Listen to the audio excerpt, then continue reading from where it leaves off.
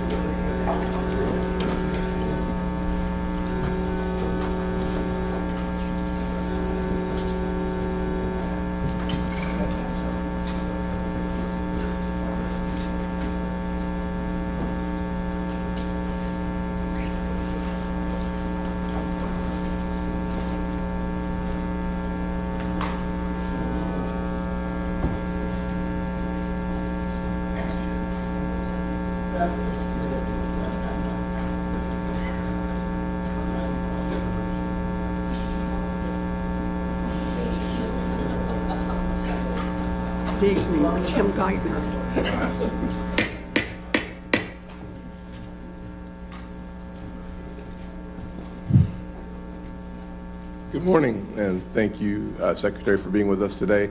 Before I start my prepared comments, I will say that so often we have staff members who are able to move forward and move out, and so often they tell me that the best job they've ever had is working for my office, and then they leave.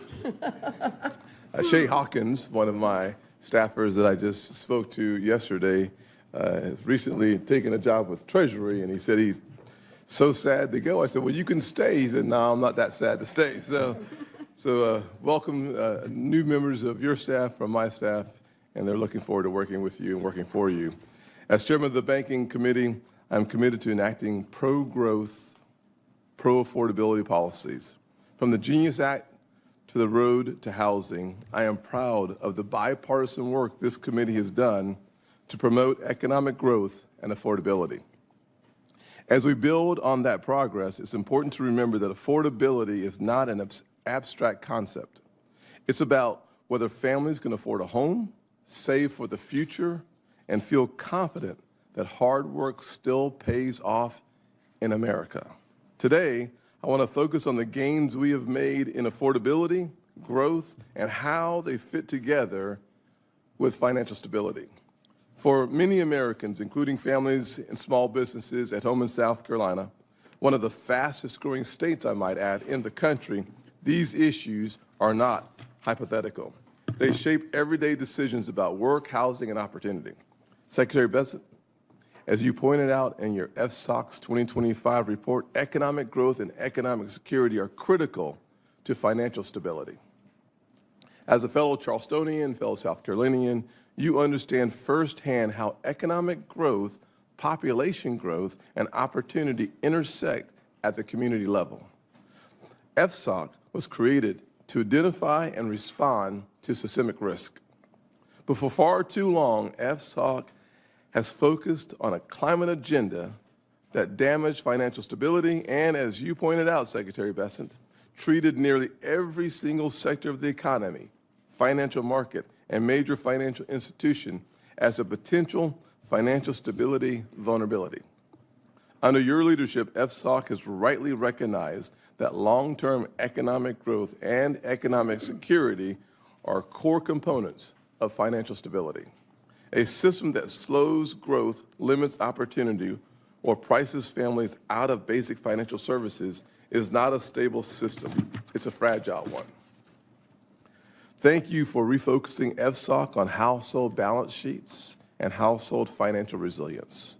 When families have savings, access to affordable credit, and confidence in their financial future, they are better equipped to weather storms, weather economic shocks, and the system becomes more resilient. Strong households also strengthen local communities, and strong communities contribute to a more resilient national economy. That's why I'm interested on how FSOC balances systemic risk and its oversight with the need of economic growth, innovation, and affordability. Reassessing bank regulatory and supervisory frameworks to remove undue burdens isn't about weakening safeguards. It's about making sure the financial system works as intended for the people it serves. Coordination matters too. Businesses should not be caught in the crossfire of conflicting rules, duplicative supervision, or regulatory whiplash. When regulators fail to coordinate, the consequences don't stay in Washington. They show up in higher costs, fewer choices, and less access at the kitchen table. Finally, I want to recognize Treasury's work implementing the GENIUS Act. This framework has the potential to expand dollar dominance, increase global demand for dollar-dominated assets like U.S. Treasuries, reduce systemic risk, and support economic growth and innovation. At the end of the day, affordability, growth, and financial stability must move forward together. For families and small businesses across the country, including back home in South Carolina, that means an economy that is growing, a financial system that is resilient, and policies that keep opportunity within reach. I am confident that our economy will continue to grow and our financial system will remain resilient. Thank you, Mr. Secretary, for being here, and I look forward to your testimony. Ranking Member Warren, you're now recognized for your opening statement. Thank you, Mr. Chairman. So, Secretary Bessent, as one of President Trump's top economic advisors, you have a lot to answer for. Donald Trump campaigned on lowering costs on day one. Those were his words, over and over. But 381 days into his term, Trump's economic policies have driven prices up. Grocery prices are up, electricity prices are up, healthcare prices are up, the cost of building housing is up. President Trump's economic agenda is failing families, but boy, it is working great for Wall Street and Trump's billionaire buddies. There have been massive tax cuts for billionaires. Big bank supervision has been cut to the bone, and sidelining the cops who go after white-collar crime. Meanwhile, middle-class families get the short end of the stick. Unemployment is growing and prices are up. But American families can't even get the basic respect of a straight answer from Team Trump. The president lies about prices being lower when every family who's walked into a grocery store knows that prices are up. Secretary Bessent tells workers that the Trump administration has created a blue-collar boom, while Donald Trump's own Labor Department reports that manufacturing jobs are down by 71,000 since Trump took office. But American families aren't fooled. When Secretary Bessent and President Trump try to tell them that the sky is not blue and that water is not wet, hardworking people know in their pocketbooks just how big those lies are. They also know that Trump and his team don't have any plans to fix what is broken. Secretary Bessent is here today in his role as chair of the Financial Stability Oversight Council. Congress created FSOC after the 2008 financial crash to protect families from large financial institutions that load up on debt and then turn around and crash our economy. Secretary Bessent could have used FSOC over the last year to tighten regulations so that we don't face more bank failures like the Silicon Valley Bank or First Republic Bank that crashed less than 3 years ago. Instead, he has helped to get rid of the guardrails so that banks can load up on even more risk. He's boosted profitability for giant banks and pay for CEOs while making it more likely that all of this ends in yet another taxpayer bailout. And what has he done for consumers? Secretary Bessent tried to shut down the Consumer Financial Protection Bureau, the agency that has returned more than $21 billion directly to Americans cheated by big banks and giant corporations. He's effectively told the banks they can cheat as many people as they want, and he and Donald Trump will look the other way.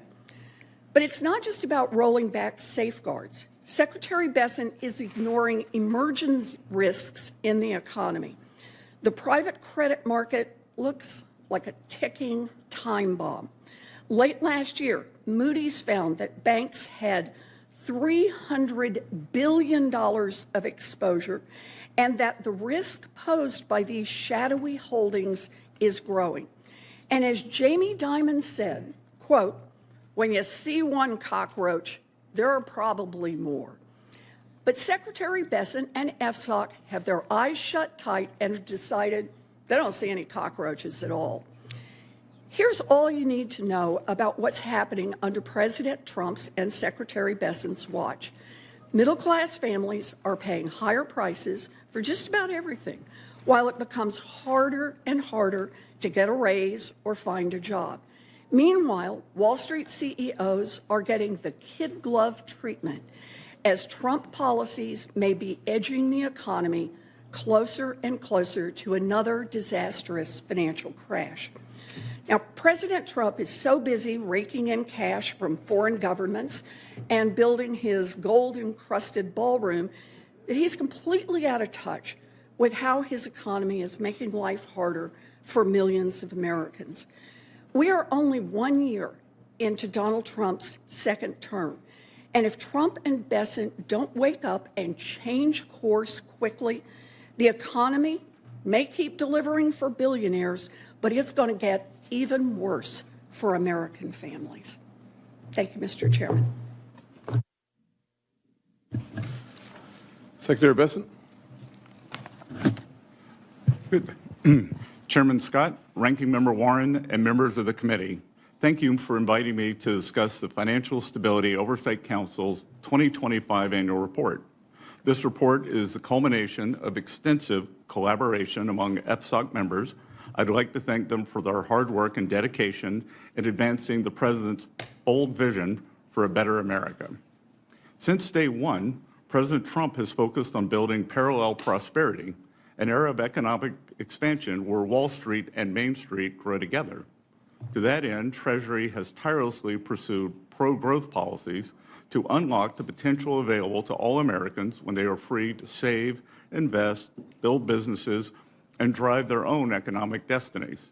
The Financial Stability Oversight Council plays an important role in delivering on this agenda. Too often in the past, we have seen regulation by reflex.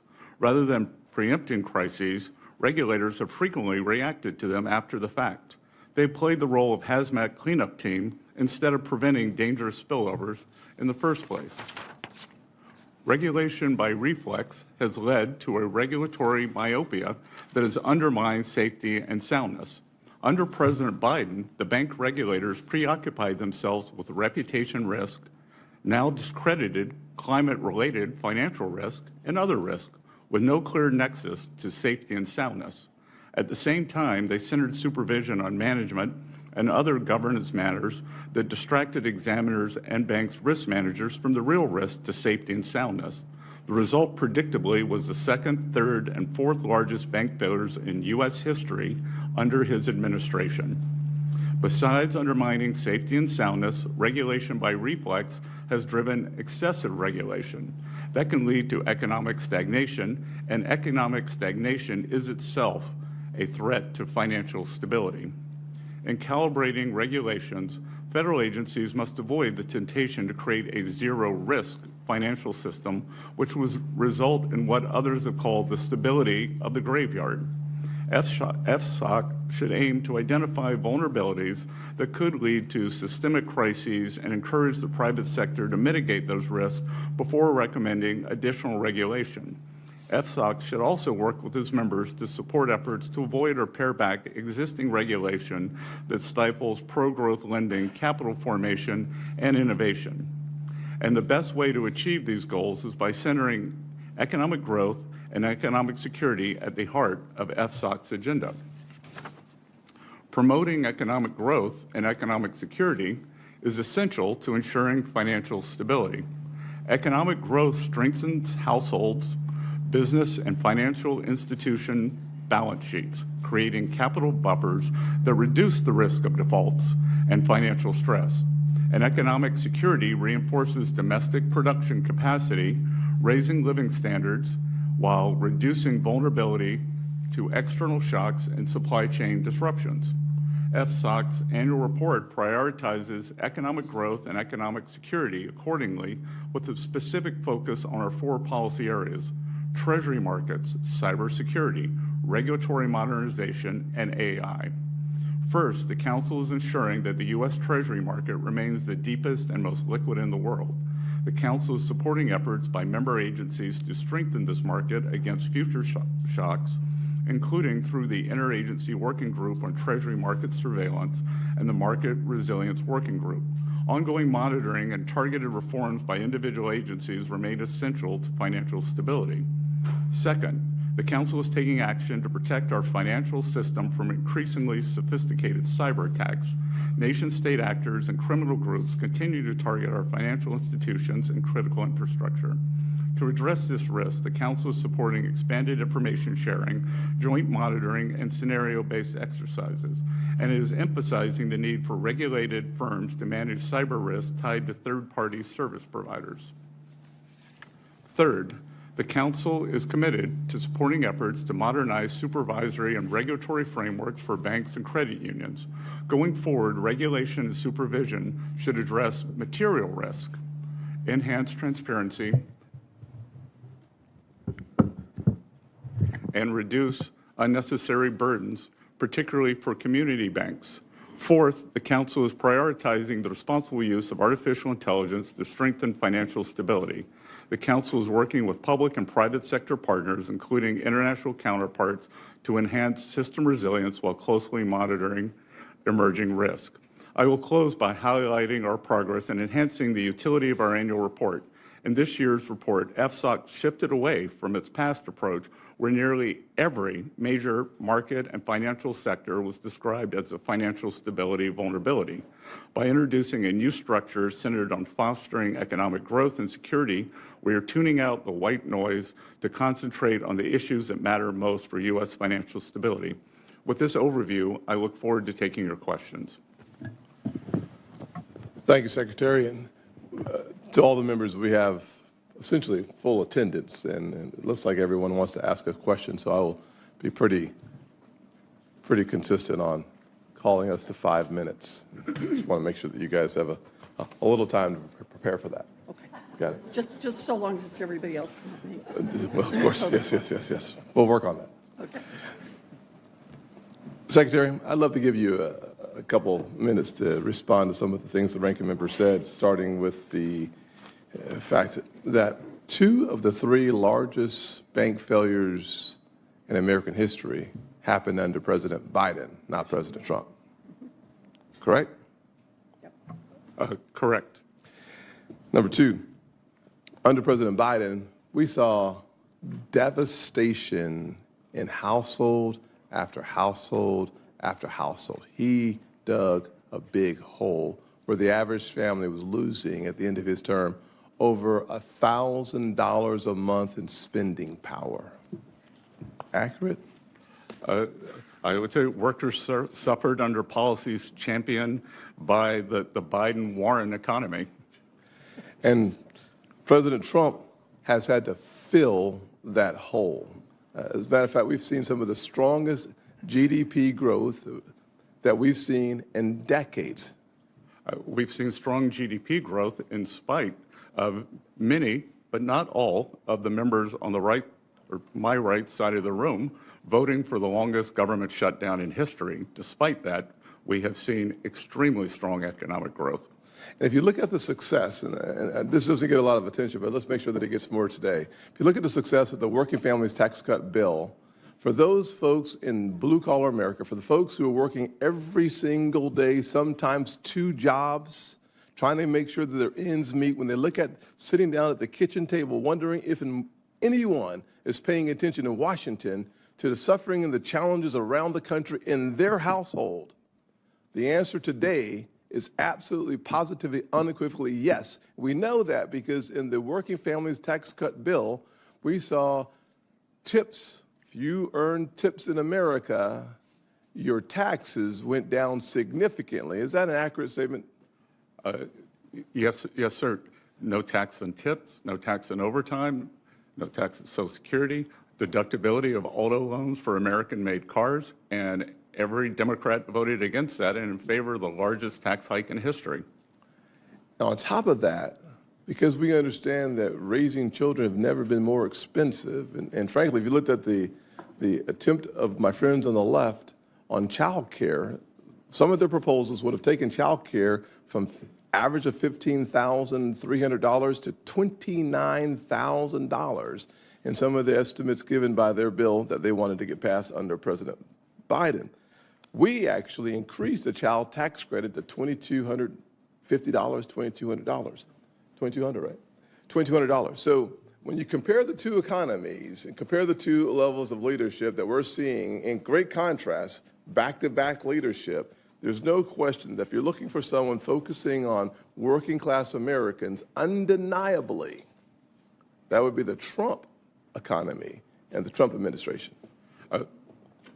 Mr. Chairman, during Joe Biden's tenure, CPI was 4.7% on an annualized basis. Cumulative CPI was 21.5%. There was a loss of real purchasing power for working families. Thus far, we've seen an increase in real wages. CPI for 2025 was 2.7%. And we have seen it fall for the past 3 months to 2.1. And there is an index called Trueflation, which is observed inflation, not measured inflation, which comes with a lag, that just fell below 1%. Wow. I only have a minute left. I'm holding everyone to the same standard, including myself. So here's my probably not my last question, but I'm getting close to the end. When inflation in 2021 hit 9%, bad or good for the American economy? Terrible. Terrible for the American economy, terrible for the American people. Number two, when President Trump has been able to keep inflation under 3%, still heading towards our goal of 2%, much, much better for our economy. And as a result, interest rates have been able to come down consistently. Yes, we've seen the interest rates come down this year, and the 10-year U.S. Treasury had its best year since 2020, when the bond markets and our G7 colleagues actually had rate hikes. We had rate decreases. I only have 10 seconds. At the end of the day, home ownership and affordability is more likely now in the Trump economy than it ever would have been under the Biden economy. Ranking member? Thank you, Mr. Chairman. So for a solid year while he ran for president, Donald Trump promised pretty much every day that he was going to lower costs on day one, if he was elected. Those were his words, not mine. So Secretary Bessent, you are one of the president's top economic advisors. Let's just start with a little truth-telling about the Trump economy 1 year in. Affordability is the top concern for Americans across the country. Donald Trump has called affordability, I want to get this right, a hoax. He's called it a scam. He's called it a con job. You're the Secretary of Treasury. You know the numbers. Is affordability a hoax, a scam, or a con job? Senator, it may be a bit nuanced for you, but what President Trump is referring to is the media saying that the affordability crisis was generated by this administration when it was you and President Biden who destroyed the buying power of the American people. So there is an affordability crisis, and you were front and center in it. So let me make sure that I understand. Donald Trump is not saying that affordability, what's happening to families right now, is a hoax? He is saying that trying to lay the blame at this administration rather than the Biden-Warren economy is a hoax. Okay, so it all happened before he got it. And everything that's happened since then, nothing is a hoax here. 21.5% cumulative inflation. Let me just ask about what's happened in the 1 year that Donald Trump has been president. Last week, President Trump said, quote, "We have the groceries going down." Did grocery prices drop in 2025? Numerous prices have. Did grocery prices drop in 2025? Numerous grocery prices have gone down. I'm sorry, I don't know if you can't hear me. Did grocery prices drop in 2025? Numerous grocery prices have gone down. Some of them. And in fact, we have seen inflation at 2.1% for the past 3 months. Have you seen the Bureau of Labor Statistics, that is Donald Trump's own Bureau of Labor Statistics numbers, that report that grocery prices were 2.4% higher at the end of 2025 than they were at the end of 2024. Trump's own Department of Agriculture has projected that those prices would climb higher in 2026. And under Donald Trump, families are paying more and more for groceries. So if you're just going to insult people by denying the facts that are out there and tell people they're doing great when they're struggling, I think that's just another way to say you don't have a plan to bring down these prices. You're not willing to admit the failures of the Trump administration. Senator. I will ask you a question in just a sec here. It's not just groceries. The numbers from Trump's own economic agency show that Americans are paying more for utility bills, more for health care, more for housing construction. Families aren't fooled by these lies. Mr. Secretary, you owe it to American families to own up what's going on. And Secretary Bessent, I have one more question for you while I have you here. You ran the search for Donald Trump's Fed chair nominee. And Trump promised, quote, "Anyone that disagrees with me will never be Fed chairman." Kevin Warsh got the nod last Friday. And then over the weekend, Donald Trump joked that he would sue Mr. Warsh if he failed to lower interest rates. At least, I think it was a joke. But just in case, this should be an easy one, Mr. Secretary. Can you commit right here and now that Trump's Fed nominee, Kevin Warsh, will not be sued, will not be investigated by the Department of Justice if he doesn't cut interest rates exactly the way that Donald Trump wants? That is up to the president. Can you commit that you will? I'm sorry. Can you commit that you will not hold up? He won't be sued if he doesn't drop interest rates. And he won't be criminally investigated. The president also made a joke about you that I won't repeat, Senator Warren. That was the actually, I will. one. He said he had reservations. You know, if this was a joke, why not just say so? It was a joke, and he made a joke about you too, Senator Warren. Yes, he got a lot of laughs. Got a lot of laughs. Yeah. So I don't know if you want to respond to that. I do want to respond. What I can tell you the American people Mr. are Warsh laughing. is highly qualified. They're the ones who are struggling with affordability. Why don't you tell the nation what you told me, that you held up Chair Powell's Secretary, renomination? We're going to move on to the next one. Senator Rounds, the floor is yours. Thank you, Mr. Chairman. Mr. Secretary, first of all, thanks for being here and for your service to our nation. I'm going to come back in and talk a little bit on the technical side for just a minute. The FSOC's 2025 annual report recommends that its member agencies use the Council's Artificial Intelligence Working Group to identify regulatory impediments to the responsible adoption of AI by financial institutions. From your perspective, what are the biggest impediments today that prevent banks from adopting AI responsibly, especially for compliance, fraud detection, and risk management?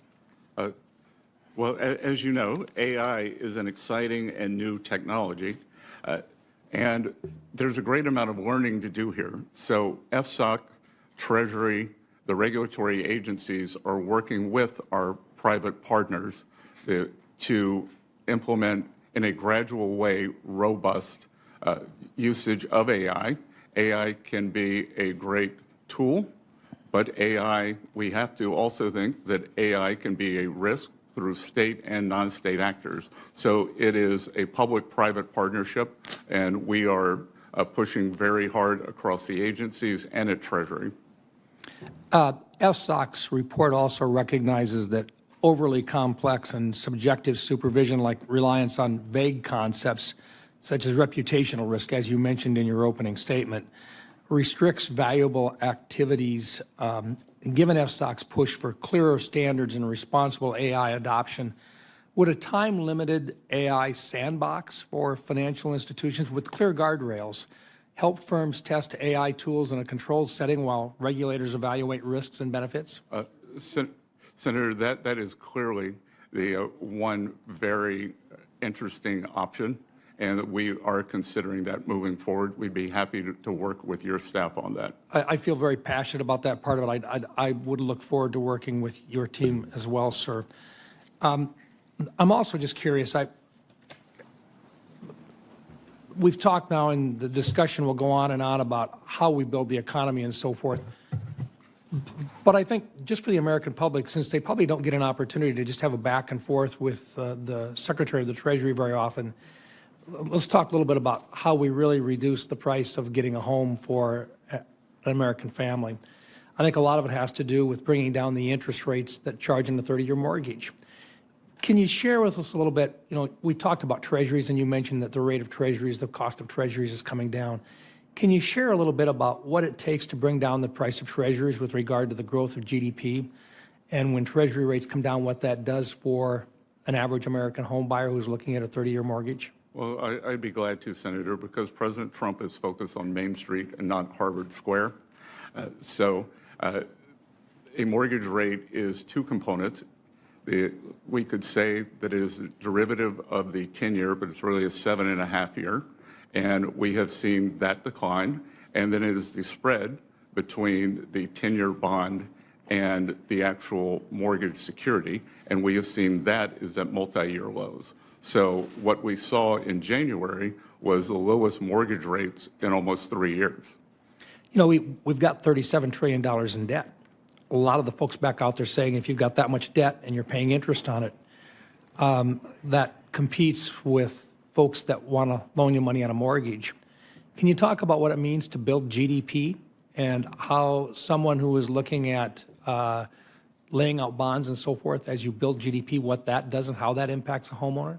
Well, yes, because two things, sir. We brought down the fiscal deficit for the calendar year. So from 2024 to 2025, at 2024, the deficit to GDP, which is a very important number, was 6.97%, highest when we weren't at war or in a recession. We brought it down to 5.4. That was a combination of the holding spending and growing the economy.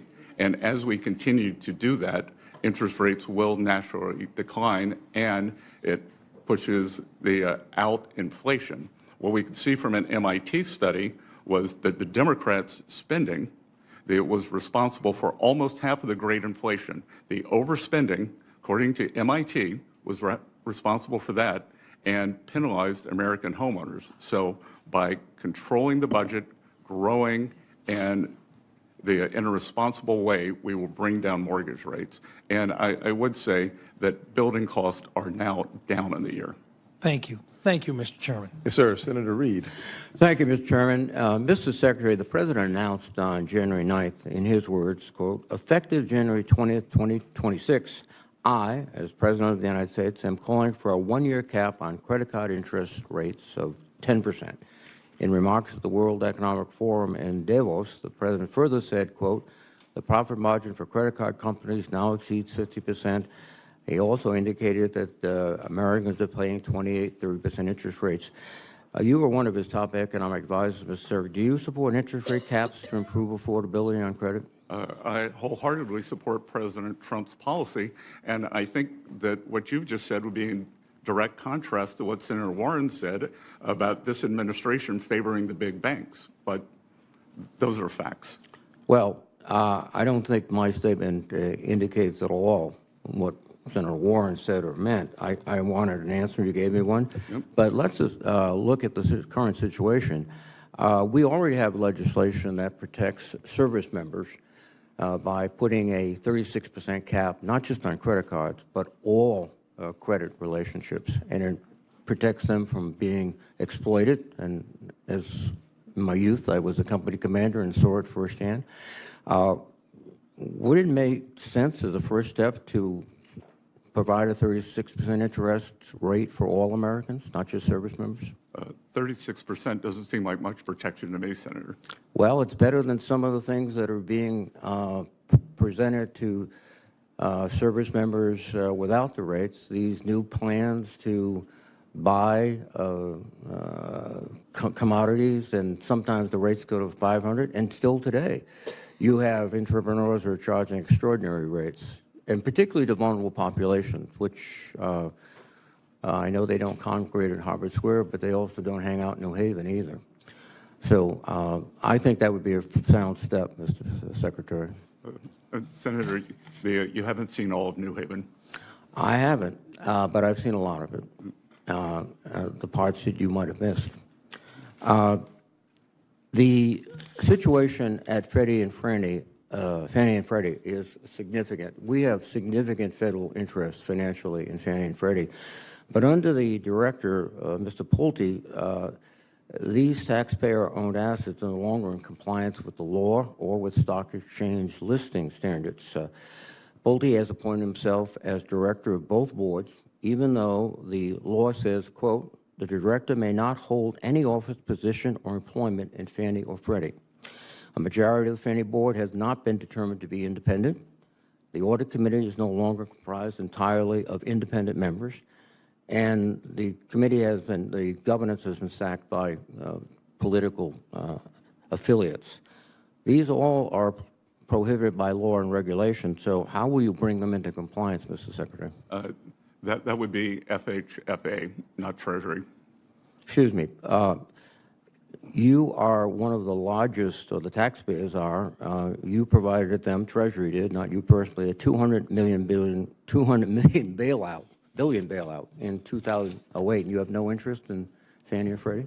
I'm very interested in Fannie and Freddie, and I'm interested in fulfilling the mission to the American people to keep mortgage rates low. What about following the laws?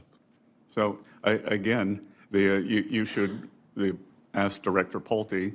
I do not see I don't think this creates a Well, all right, you have nothing to do with Fannie and Freddie. Director Pulte has said that you and him are, quote, very aligned, and we meet regularly about the conservatorship. By the way, it's in conservatorship because of Secretary Paulson, your predecessor. According to Fannie and Freddie's annual reports, the companies, quote, continue to rely on financial support from Treasury pursuant to our senior preferred stock purchase agreement, under which taxpayers own 1 million preferred shares and a warrant to purchase up to 80% of their shares. Treasury staff manages those shares and warrants for the taxpayers. Your predecessor, Hank Paulson, placed these companies into conservatorship. So you have the premise or the power to place Fannie and Freddie into conservatorship. I would think that that gives you a little bit of leverage talking to Mr. Pulte about why he's not following the law. You're reneging on responsibilities, Mr. Secretary. And you're also, being the senior person here, your behavior to some of my colleagues is absolutely childish. Thank you. Thank you, Senator. Good to see him. Senator Kennedy. Hello, Mr. Secretary. I'm over here. How are you? Good. Mr. Secretary, as you're also head of the IRS, we've had some tough ice storms. Would you and your colleagues consider an extension on allowing to allow people to file taxes a little bit later? Senator, I've been in touch with the governor. of the great state of Louisiana, and he and I and my staff are working on that. It is traditional to grant Right. extensions for events like this. Good. If Canada came to the United States, well, let me preface this by saying I understand that tariffs have a number of purposes, but the foremost reason for tariffs is to try to stop other countries from taking advantage of us through either their tariffs or trade barriers.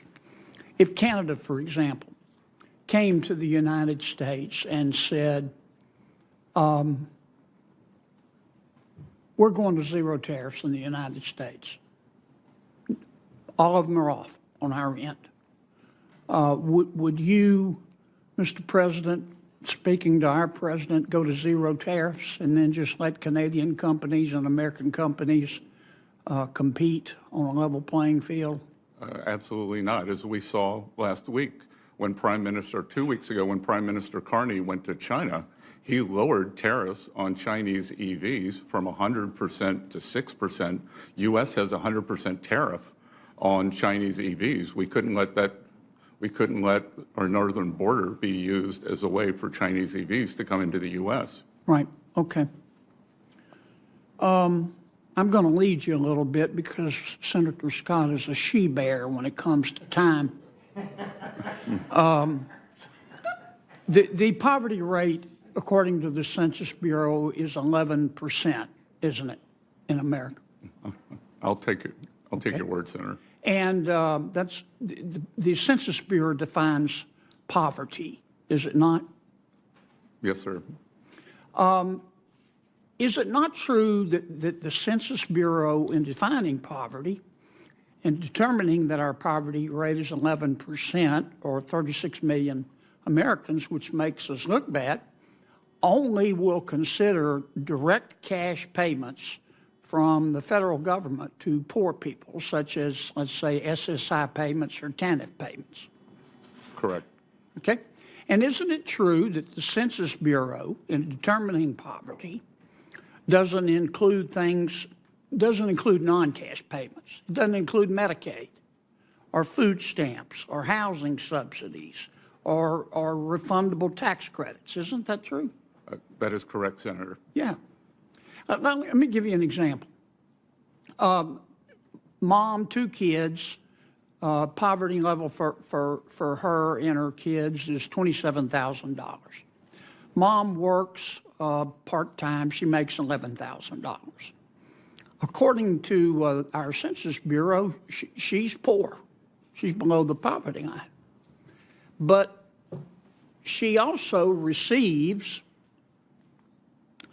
she works, I recall I said, makes $11,000 a year. She receives $4,100 in refundable earned income tax credits, $3,400 in refundable child tax credits, which means she gets a check, $9,200 in food stamps, $9,500 in housing subsidies, $900 in utility bill subsidies, $16,000 in Medicaid, $31,000 a year in free school lunches, and $6,000 in TANF payments. If you add that up, that's $64,100 a year, according to math. I'll believe your arithmetic, Senator. Okay. But using the Census Bureau's definition of poor, they don't include all these payments. They just include her income and the TANF payment. Does that make sense to you? No, sir, and you should bring that up with the Commerce Department. I know, but you've got influence. I know how close you and the Commerce Secretary are. I'm hoping you could bring it up with somebody above. The president says we're opposites, and I'm tall. I'm not going to comment on that.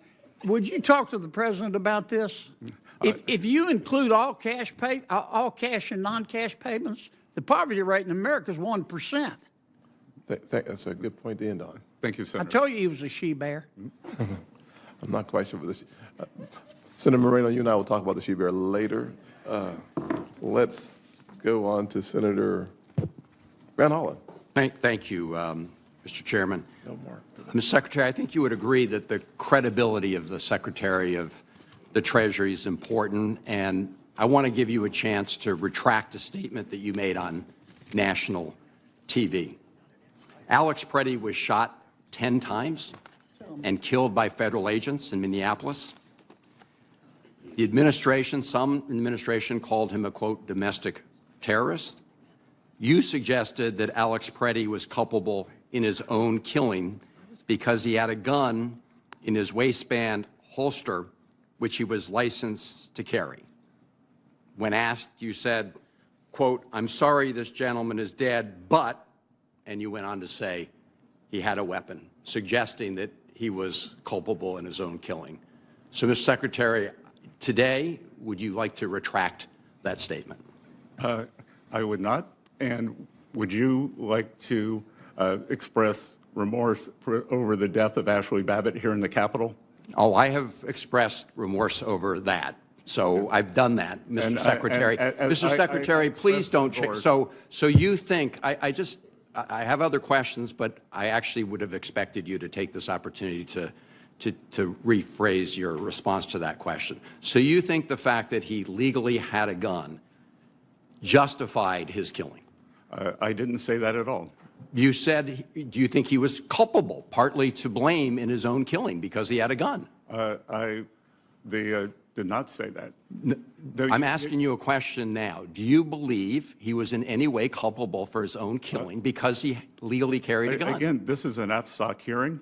Yeah. So, but you're the Secretary of the Treasury. Why do we talk about financial stability and oversight? I'm happy to, Mr. Secretary, but your credibility is important. And in that response, you really, I think, let down the country because we expect honesty after that kind of terrible tragedy. Let me ask you about FSOC. I'm glad that you've all established a household resilience committee because people are being financially squeezed from every side.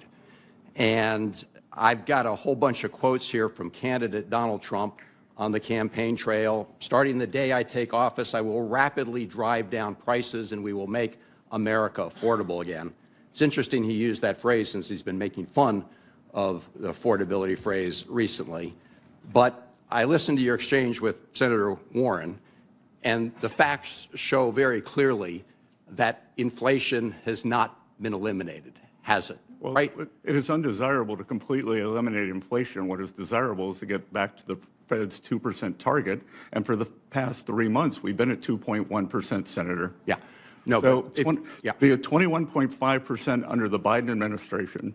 Now, look, Mr. I know how you're playing games. You're doing the aggregate over the Biden administration. The last few months. And you are. No, the number 2.7 is your own number for last year, the year of the Trump administration. So let me ask you. And you're being a deconstructionist and saying day one. And great. Well, I'm just reading the president's own statements. I mean, I'm glad you all have the same talking Chairman, I ask unanimous consent that these statements be placed in the record. Without objection. All right. Look, Mr. Secretary, you used to believe that tariffs would increase inflation and prices. Isn't that true? I wrote that in a letter to my investors, but a year before, I also wrote that I thought Senator Warren would be the Democratic presidential nominee. Okay. But, so my please. predictions have been bad. Please. Have been bad. Okay. So, Mr. Secretary, it was January 2024. You said that increased tariffs would raise prices. No, right? I said they could, and I also said it would strengthen the dollar, and the opposite has happened. Yeah. The prices have not gone up due to 150 years of data from the San Francisco Fed. Mr. Secretary, you're cherry picking numbers. It is a fact that prices continue to go up. And I understand that is desirable over the long term. I understand that you said just at this hearing that building costs are down. I just want to point out for the record that the National Association of Home Builders said on January 29th, not very long ago, that costs are up. Construction costs account for about 65% of average home prices in 2024. And they say, and I'm quoting, record high for construction costs since the inception of the series in 1998. Not the Biden administration, 1998. Thank you, Mr. Chairman. Yes, Is that sir. a 2024 number? Senator Haggerty? This is a number from the home builders. I'm happy to share it with you. Thank you. Senator Haggerty? Thank you, Mr. Chairman. Secretary Bessent, it's always great to have you here. Good to see you, Senator. There's not a day that goes by that I don't get someone complimenting on the great work that you and your team are doing at the Department of Treasury. If you'd like an extra moment to respond to Senator Van Hollen, I would be more than welcome to. No, I think he speaks for himself. Okay. Well, Secretary, over the years, excessive and misguided regulation distorted markets and imposed undue cost on the American people. I'm particularly concerned about this dynamic in our banking system. As you and I wrote together in the Wall Street Journal, Dodd-Frank sought to end, quote, too big to fail. But in fact, it created a regulatory environment in which community banks are, quote, too small to succeed. Policy errors have entrenched the dominance of the largest banks and made it even more difficult for community banks, which lack the market-distorting perception of being too big to fail. For smaller banks, the result has been a bloodbath. The U.S. has lost 3,600 community banks since 2010, nearly a 50% decline in the community banks in our state, in our nation. Secretary, I proposed bipartisan legislation to increase the deposit insurance limit for non-interest-bearing transaction accounts. This is not a wholesale increase in the deposit insurance limit. It's a narrow reform targeting only non-interest-bearing accounts, typically payroll accounts. How does this bill, this targeted expansion of coverage, fit into the administration's vision for supporting community banks? Senator, as you know, I, along with you, am one of the great, and another member of this committee, they are a great advocate of this because what we have seen is depositors, investors believe that large banks have an implicit guarantee on all of their deposits during a time of crisis, during a stress event. As we saw in March of 2023, deposits flee from small banks because they are not believed to have that implicit guarantee. So if we can have an account for which small businesses, normally their payroll accounts, can deposit funds with the surety that they will be returned, then it will stop that deposit beta, allow Main Street to flourish. What we have seen since the great financial crisis, due to overregulation, 50% of community and small banks have disappeared. And that is what is harming Main Street. Yeah. Well, thank you, Mr. Secretary, and I think that's precisely why the National Association of Community Banks have supported my legislation and the legislation you and I wrote about in the Wall Street Journal. Last year, Mr. Secretary, President Trump signed my bill, the Genius Act, into law. Private sector estimates suggest that stablecoin adoption may reach between $1 trillion and $3 trillion by the end of this decade. As you know, the Genius Act requires stablecoins to be backed by high-quality liquid assets, such as U.S. Treasuries. How does the U.S. leadership in crypto and stablecoins fit into Treasury strategy for maintaining the dollar's role in the center of the global financial system? Well, Senator, I want to congratulate you and your colleagues, both sides of the aisle, but thank you for your leadership on this. This can be an important source of funding for the U.S. government as we push down the funding for the U.S. government that helps everyday Americans, whether it is for mortgages, or any other borrowing requirements, keeps taxes low. And we believe that with the U.S. having the safest, soundest, best practices, we can draw in new sources of funding via the stablecoin mechanism. If you think about the impact of the passage of the Genius Act, it was a major statement in terms of keeping innovation on shore. And I'd just like to get your perspective in terms of the stability and clarity that we provided with the Genius Act and what that means for keeping innovative capacity here in America. Well, it's innovative capacity in digital assets, and remaining the leader in that is imperative. And what we don't want to have are central bank digital assets, which we are seeing in the rest of the world. And Senator, as you and I have often discussed, we are going to see a choice between American private sector assets with our best practices in regulation, or between central bank digital assets, whether in Europe, whether in China, in the rest of the world. And I think the world is going to choose the U.S. dollar and the private sector well-regulated choice that U.S. stablecoins will provide. Well, I couldn't agree more, and I think that underscores my sensitivity to not undoing ex post facto the good work that we did in Genius. I want to see us put in place international reciprocal regimes that work. I want to increase the demand for U.S. Treasuries as you do, and I'm going to encourage my colleagues to preserve the Genius Act, given all the hard work that went into it. Thank you, Mr. Chairman. Good. Thank you for your leadership, Senator. Thank you, Mr. Secretary. Senator Cortez Masto? Thank you, Mr. Chairman. It was a question, but I want to make sure it's right. Thank you. Okay, good. Thank you, Ranking Member. Secretary, thank you for being here. I appreciate your opening comments and your report of the Financial Stability Oversight Council's 2025 annual report. You stated in your opening comments that the Treasury has tirelessly pursued pro-growth policies to unlock the potential available to all Americans when they are free to save, invest, build businesses, and drive their own economic destiny. So let's talk about building businesses under this administration. And this is nothing new to you because we've been talking, and I've been talking to you about this for the last year. In Nevada, travel and tourism are the backbone of our economy. Tourism makes up nearly 30% of Nevada's economy, generating $24.4 billion in total wages.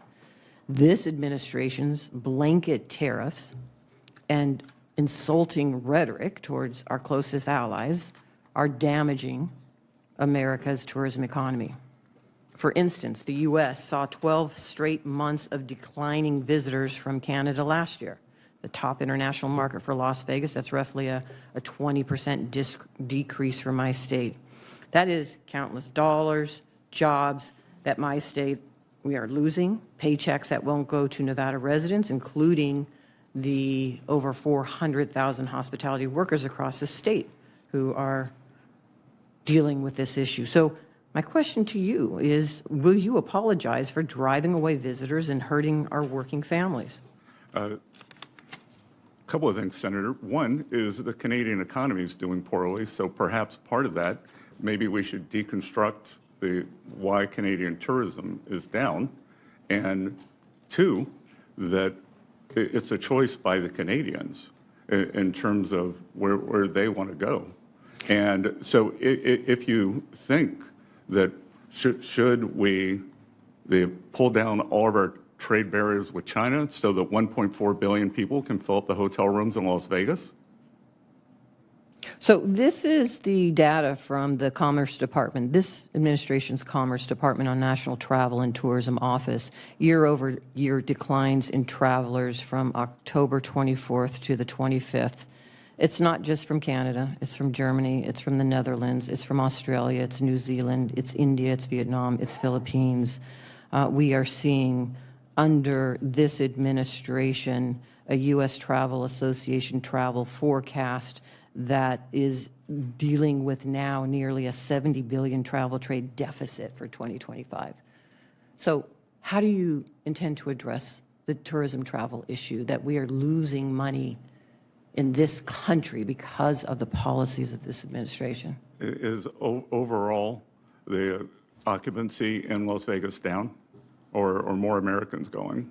I'm talking about internationally. It's not just me, it's Florida, it's other states that are dealing with a decline in tourism. And this is my conversation with you for the last year that seems to be this administration keeps ignoring. It is a $1 trillion industry to this country, and you don't seem to think it is important. Let me talk about something else, though. You mentioned, I'll give you an opportunity, Good. But you mentioned how you're trying to help my service industry. And I supported this, no tax on tips, because I think more people should keep money in their pocket. But if you're in a service industry and you don't have tourism coming and you don't have a job, it doesn't really matter if your tips are taxed if you're not getting tips. There's a problem. You just have to come to my state, talk to my service industry, talk to the individuals to see. They are not feeling better. No matter how much you and this administration start talking about how wonderful this economy is, they're not seeing it. It is a problem. And I'm asking, and I think some of my colleagues as well, let's fix it. There's an affordability issue in this country. and we need to address it working together. Let's solve this problem. Let's not come up with facts. Let's not tell the American public something that they don't see in their own bank account. Let's just work together to figure it out. That's all I'm asking.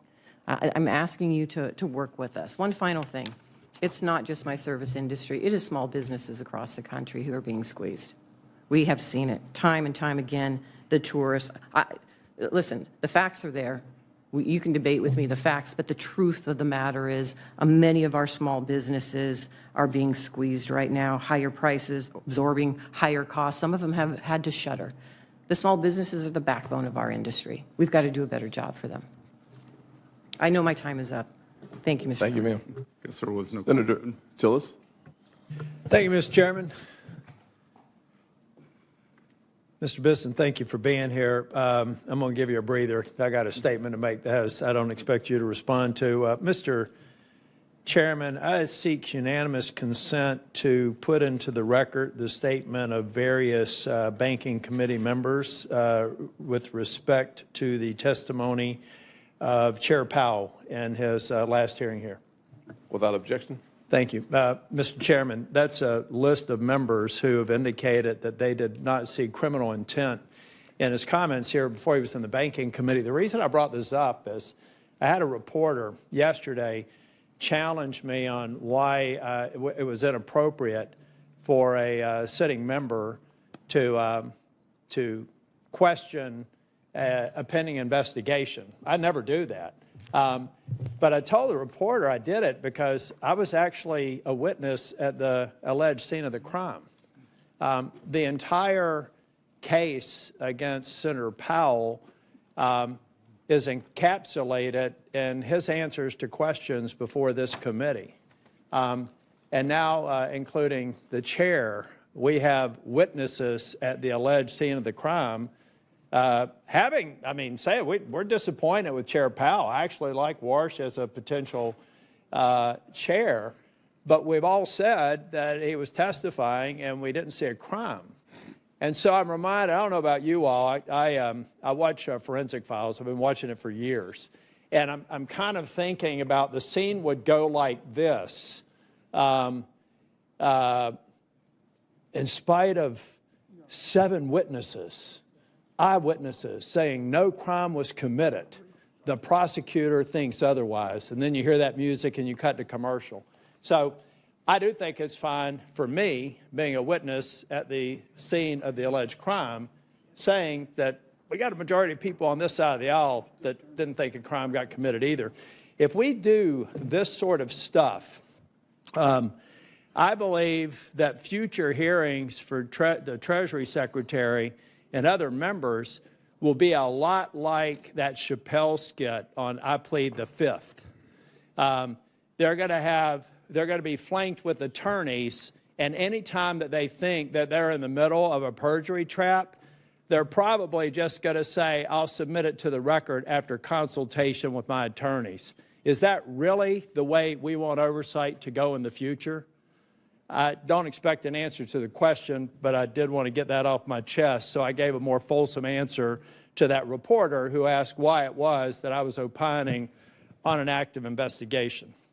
Mr. Secretary, I'm thrilled that you're in the role you're in. I think you're a steady influence. I know that I've been public about criticizing certain president's advisors. You're certainly not one of them. But I do have a question. I actually ran into Senator Warren on the floor, and I said, my goodness, Elizabeth, I call her Elizabeth when we're talking on the floor, I said, you have convinced President Trump to put artificial caps on credit card rates. Good on you. Now, I'm going to do everything I can to kill it, but good on you. I think you even talked to the president about that, right? Mr. Secretary, what would happen if we put, well, I don't know where you are on the policy, but what would happen to, let's just say one area, asset-backed securities, if we imposed artificial 10% cap on credit card interest rates? And then if you have time in the minute, it's the only question I'm going to ask you.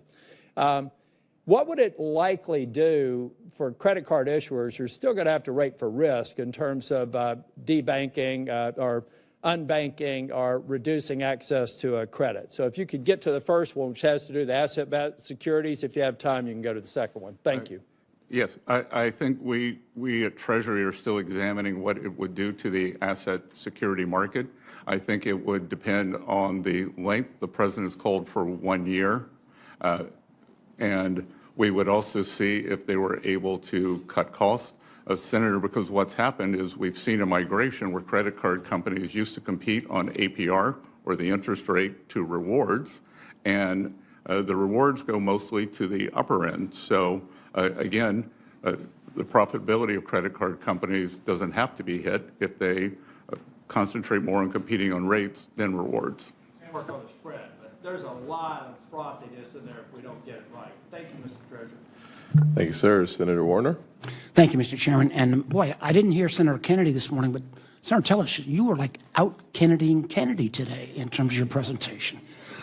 That's a high bar. That's a high bar. Mr. Secretary, good to see you. No, Mr. We will not extend to you anymore. Mr. I got to get my in a House move. I reclaim my time.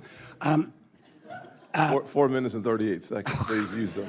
You actually have a... All right, Mr. Secretary, I got a bunch of stuff. One of the reasons I voted for you, encouraged others, was your support for CDFIs.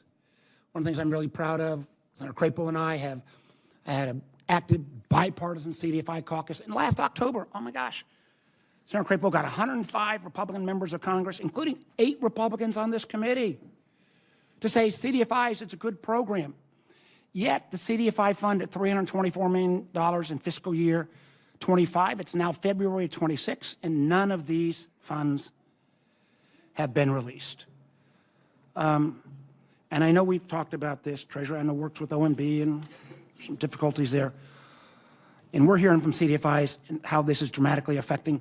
When can we expect those funds to get released? Senator, I can't give you an answer. OMB will decide the terms and the timing of the CDFI apportionments. Mr. Secretary, I got to tell you, you're the Treasury Secretary. You run this program. You had 105 Republicans say we need to get the money out. Well, Senator, unlike the Federal Reserve, I can't print magic money. Well, you sure as heck could call the OMB director and say this is a program that you have legal authority over. It is important. Matter of fact, as we talked about, President Trump, in many ways, I know he's forgotten this, but in 2019 became the godfather of CDFIs, when in the last Trump COVID package, he put $12 billion into this program. So I urge you, please, Mr. Secretary, pick up the phone and call. I know it would be difficult. I wouldn't want to talk to the OMB director either that much, but please talk to him and see if you can get those dollars released. It is so important, and I hope the 8 of my Republican colleagues will at least say, attaboy Warner on this one. Thank you, Mr. Chairman. I reserve my time back. I want to add, I know we're spending a lot, I feel like I'm in crypto hell. I know, Cynthia, welcome to it, and God bless you, and you know, I think, and actually, and I really appreciate what you did on the stablecoins bill, and I think, you know, we got a lot of broad bipartisan support. At least many of us, I think all of my Republicans and many of my Democratic friends agree, we want these products built in America, crypto's here to stay, and we need clear rules of the road. And stablecoin was simple compared to market structure. But you have, one of the things that we see in crypto, and we are working our tail off, you can please, I think the chairman and I've spent, and Cynthia and others have spent more time on this than, anyway, I'm going to use up my time. But there are a lot of issues around national security that you have unique perspectives on with FinCEN, with the Secret Service. We sure as heck don't want to take away from prosecutors some of the tools they have to go against bad guys. You know, we've got to have some area to close down some of the gaps in DeFi. And again, there's bipartisan agreement on this, but boy, we need, I think we're starting to get some of the technical assistance. But if you can just make clear that this is a real problem, and we'll deal with yields and rewards, we'll deal with a host of other issues, but these national security issues around DeFi are real, and we need to not create a set of rules that leaves huge exemptions and candidly takes away some of the prosecutorial powers that exist today. Senator, I look forward to working with you on that. We've had problems, and historically, there's problems when the technology gets ahead of the legislation. So if we can work with you on the legislation it's for both OFAC and FinCEN.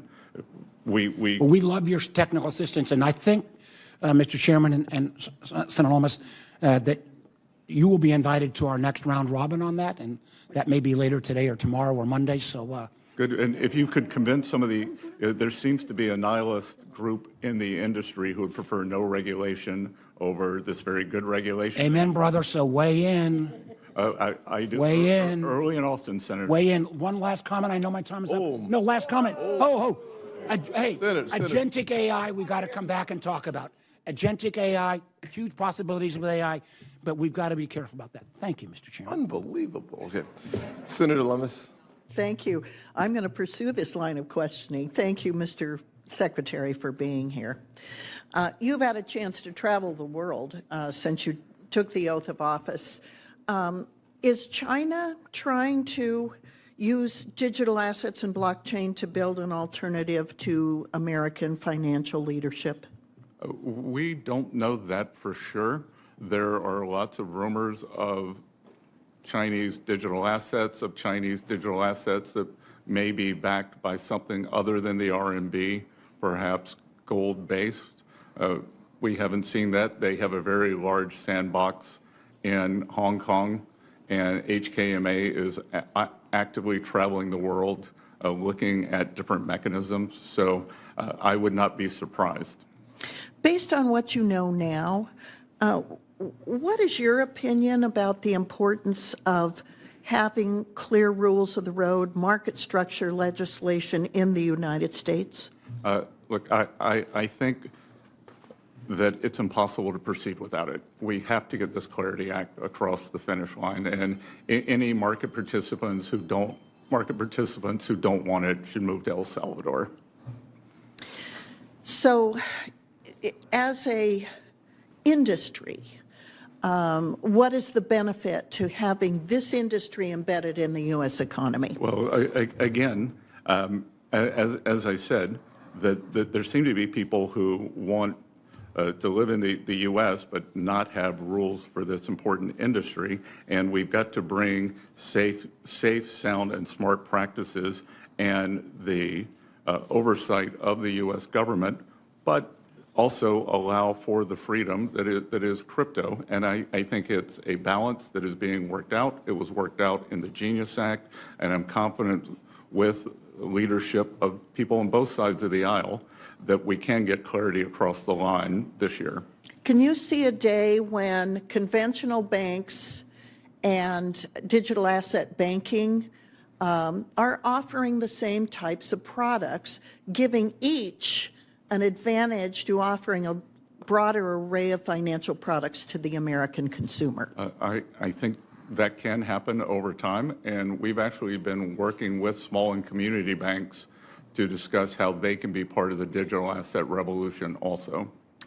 Among the things that have challenged us in these last months is concern by community banks and big banks that the stablecoin bill, the Genius Act, and market structure could cause a bleeding of deposits from small banks. What's your reaction to that concern? Look, I've been a champion of these small banks, and deposit volatility is very undesirable because it is the stability of those deposits that allows them to lend into their communities, ag, small business, real estate, and we will continue to work to make sure that there is no deposit volatility associated with this. Well, as an ag borrower, I commend you on that because I have borrowed from community banks on our ag operation for decades, and we're dependent on our community banking relationships in rural America to help sustain us and grow our businesses. So I very much appreciate that. I want to switch to digital asset taxation for just a minute. So among the things that I'm exploring, and the Senate Finance Committee has a package of bills that looks really good to me on digital asset taxation. But one of them that's kind of vexing that I could use some guidance on is the issue of de minimis with regard to especially Bitcoin and other digital assets that might be used as a means of exchange. So the issue is, will it be a capital gain or will it be exempt from capital gains when it's used as a means of exchange to purchase things? And if it's going to be subject to a capital gain, how do you calculate what the capital gain is? If somebody has a blended portfolio of Bitcoin, some of which were purchased when it was $300, some of which were purchased today at $75,000, and some of which were purchased a year ago at over $100,000. How do you calculate the capital gain? Do you have some thoughts about that, or who I could consult with in your shop? It's a very complicated subject. We'd be very happy to have our Office of Tax Policy work with your team. I'll be over. Thank you, Mr. Secretary. We look forward to seeing you. Senator Smith. Thank you, Mr. Chair. Mr. Secretary, would you consider food and ag to be an important part of the U.S. economy? Extremely.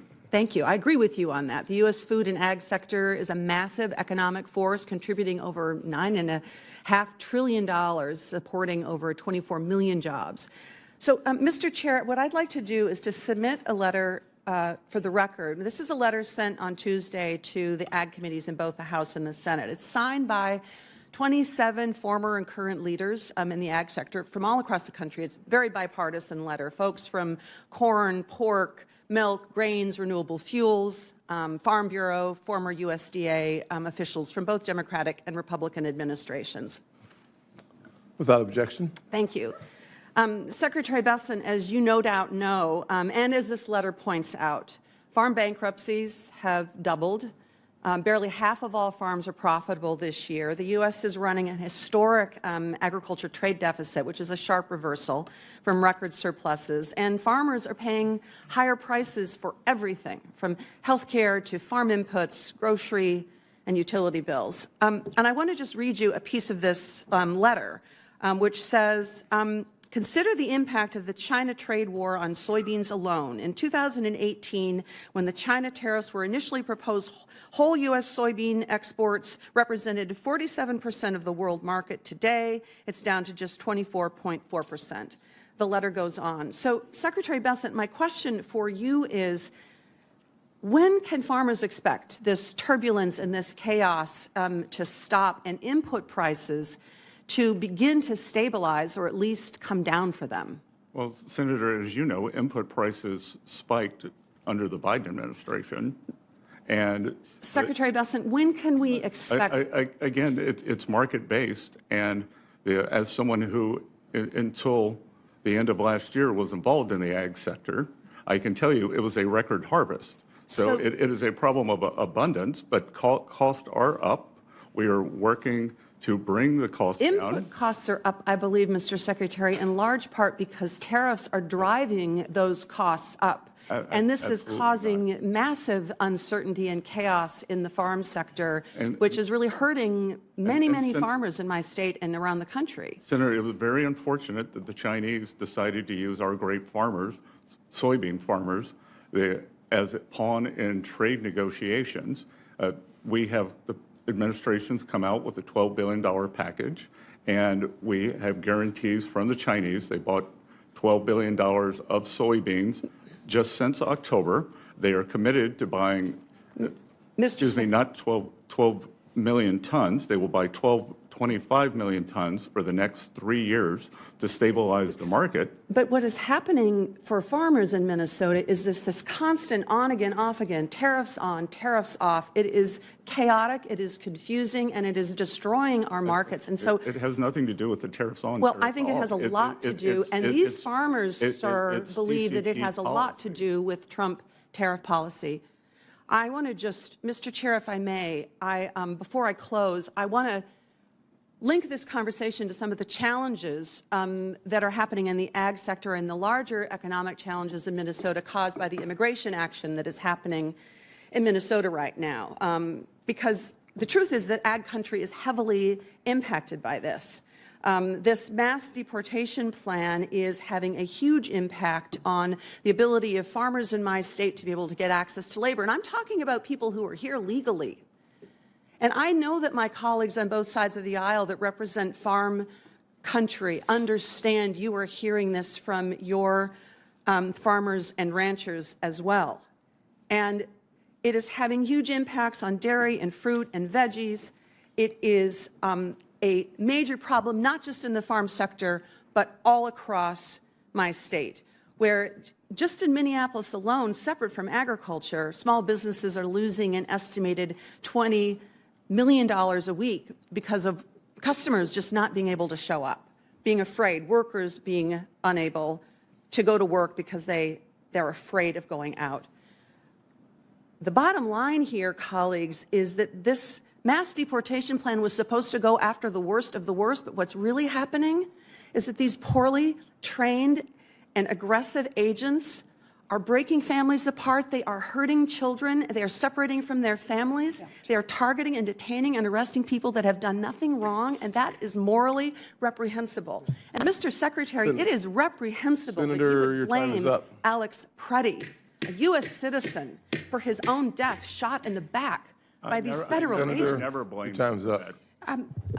Thank you, Mr. Chairman. I'd like to just respectfully respond to my colleague and give you an opportunity to actually respond as well, Mr. Secretary.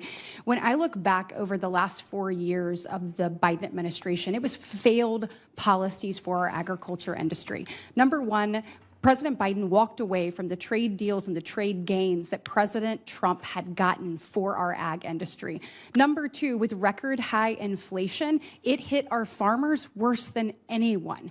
Both the energy, the war on energy of the Biden administration, plus the amount and the payment of equipment, plus the fact that input cost had literally been frozen, and the Biden administration failed to pass a farm bill, didn't even try.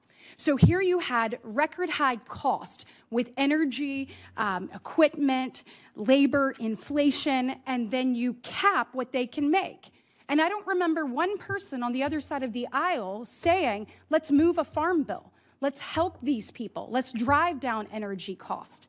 And so I would just like to say, Mr. Secretary, I feel like our ag industry is at the forefront of what we're looking at right now, and I would like to give you an opportunity to respond. Well, one of the things I will respond to is that in my first meeting with my Chinese counterpart, the vice premier, I asked him, under the phase one purchase agreements, they were actually exceeded in 2020, signed in January 2020. The level of the agreement was exceeded every time President Trump has spoken with Party Chair Xi. He suggested he buys more soybeans, and slowly that tapered off. And we said, why? He said, Biden didn't enforce. Biden didn't enforce the purchase agreements. Yeah, walked away from it. So speaking of something else we walked away from in the Biden administration was actually being tough on Iran when it came to sanctions. I appreciate the maximum pressure strategy that President Trump has gone back to. I'd like to ask you, what more can we be doing as we see us place pressure on the Ayatollah, who is no friend of the United States of America, and as we see what he is doing to the citizens of his own country in the streets, what more can we be doing to make sure that we are placing the pressure pressure that we need to on the greatest state sponsor of terrorism, and that is the Ayatollah and Iran? Well, what we can do at Treasury, and what we have done is created a dollar shortage in the country. At a speech at the Economic Club of New York in March, I outlined the strategy. It came to a swift and I would say grand culmination in December, when one of the largest banks in Iran went under. There was a run on the bank. The central bank had to print money. The Iranian currency went into free fall. Inflation exploded, and hence we have seen the Iranian people out on the street. We will continue monitoring all the partners, all the Iranian partners. The good news, Senator, is that we have seen, and we can see it with our fencing, we have seen the Iranian leadership wiring money out of the country like crazy. So the rats are leaving the ship, and that is a good sign that they know the end may be near. I want to switch quickly to regulatory tailoring. It is obviously my belief that proper tailoring actually ensures that supervision is grounded in economic reality rather than subject ideology. Can you speak a little bit to the work that you and IFSOC agencies are doing to more properly calibrate our regulatory framework, whether it's capital rules or stress testing or even adjusting to outdated thresholds? Again, we are looking at all the thresholds. One thing that happened, too big to fail became too small to succeed, as Senator Hagerty said, and we don't want to see more of our small banks go under. What we want to see before the great financial crisis and this excessive regulation on the system was we would see about 50 new banks formed every year, by definitionally small banks, and we need to get back to doing that. We need to get back to small banks. I was talking to a community banker, 17 employees, 3 compliance people. And last, I've got 30 seconds, but there have been claims made by the other side of the aisle, even tweets put out. I can provide that for you if you need that. But some pretty serious accusations, and saying, we have a tweet actually from the ranking member that says, and I want you to be able to correct the record if this is true, but essentially claims that the IRS has gutted enforcement and dismantled the DOJ or forced tax fraud investigators to actually stop doing their job. Does that have any legitimacy at all? Because I think that gives us all concern if that's the truth. Complete sophistry. We've identified $10 billion in tax crimes, up 15% from 2024, $4.5 billion tax fraud, up 110% from last year. Thank you. Thank you. Senator Warnock. Thank you, Chair Scott, and welcome, Secretary Bessent. President Trump promised that his administration would usher in a, quote, golden age of American manufacturing. In September 2024, at a rally in my home state of Georgia, Donald Trump said, quote, we're going to have a manufacturing boom. Secretary Bessent, we're now more than 1 year into the Trump administration. Yes or no? Has there been a manufacturing boom in the United States? There are the beginnings of a manufacturing boom. We have intentions, factory groundbreakings, sir.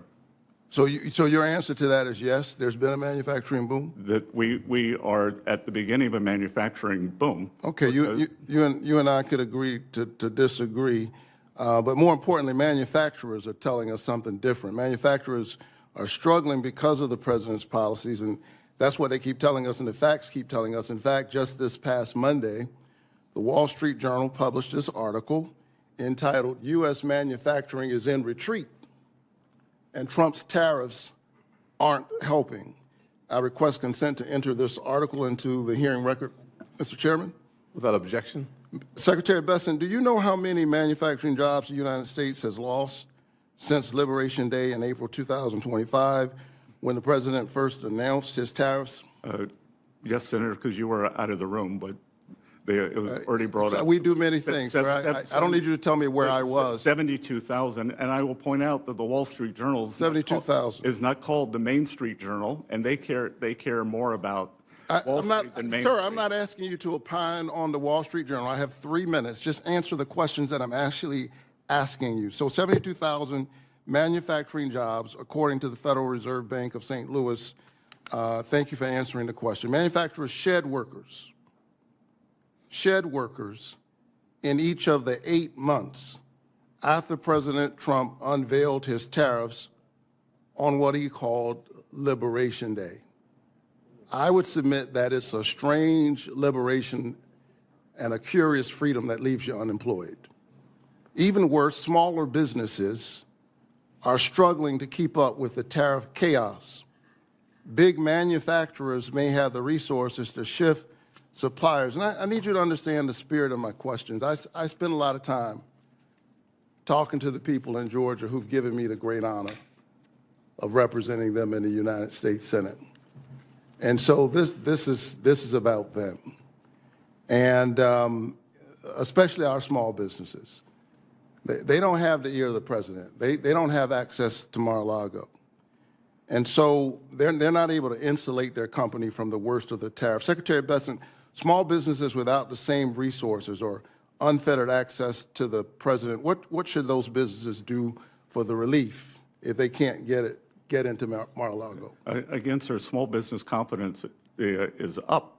And we are seeing that the one big beautiful bill gives the full expensing for equipment, factories, and ag structures.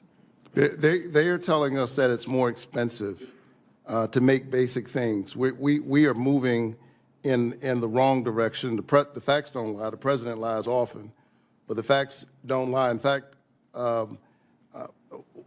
if you're saying we're at the beginning, basically your answer to those small businesses is wait a little while. Is that the answer? That a year from? You ask about manufacturing. That's right. So I'm asking you. And I am saying. I'm asking you about this manufacturing boom. Will we see something different a year from now? We are going to see it. I was just in my home state, Senator Scott's state, South Carolina, that we are seeing a boom there. And I believe Georgia has very good pro-business policies. I'm sure you will see a boom there also.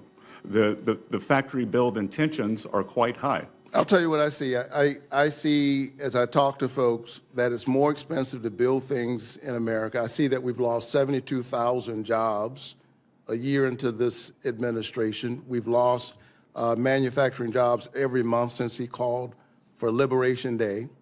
And meanwhile, folks who are working in these small businesses trying to make their lives work, they're seeing higher costs. They're seeing their costs go up for groceries. They're seeing their costs go up for electricity. They're seeing their costs go up for health care. And I think the American people are still waiting for a solution. So far, we haven't seen one coming out of this Trump tariffs regime. The Baptist preacher is done, and I have no time left. Thank you very much, Mr. Secretary. Inflation. Senator Ricketts. Thank you very much, Chairman Scott and Ranking Member Warren, for this hearing, and Secretary Bessent, thanks very much for being here. Appreciate it. Good to see you, Senator. Good seeing you. And I want to thank you and commend you for updating the 45Z clean fuel production credit. That is very important, so thank you very much for getting that out. Your guidance incorporates what we put in the Working Families Tax Cut. Remember, that's how we rebranded the One Big Beautiful Bill, and supports Nebraska farmers and biofuel producers. So that's really, really important. It also ensures that feedstocks from faraway countries will not be allowed to get that credit, which means American taxpayer dollars will stay here in America. That was very important. So Secretary Bessent, appreciate that. Also, want to just comment on one of my colleagues from the other side of the aisle talking about the ag economy. I would note that under the Biden administration, we had 4 years in a row of agricultural trade deficits because the Biden administration was the first administration, going back to Jimmy Carter, not to sign a major trade deal. And that is one of the reasons why we have such a hard problem, or a hard time right now in the ag. And in fact, when talking about input prices, under the Biden administration, June of 2022, diesel hit $5.75. Now it's at $3.52. So again, we need to address the issues to help our farm economy out. But a lot of the seeds of this was started in the Biden administration. I also want to thank you for presenting FSOC's 2025 annual report. In that, one of the things that perhaps you already touched upon, and if I'm repeating myself, please forgive me, or repeating what's happened, forgive me, but the Biden administration, under the Biden administration, then Secretary Yellen, actually undid all the good work of the Trump administration in 2019's FSOC when they changed the activity-based designation guidance.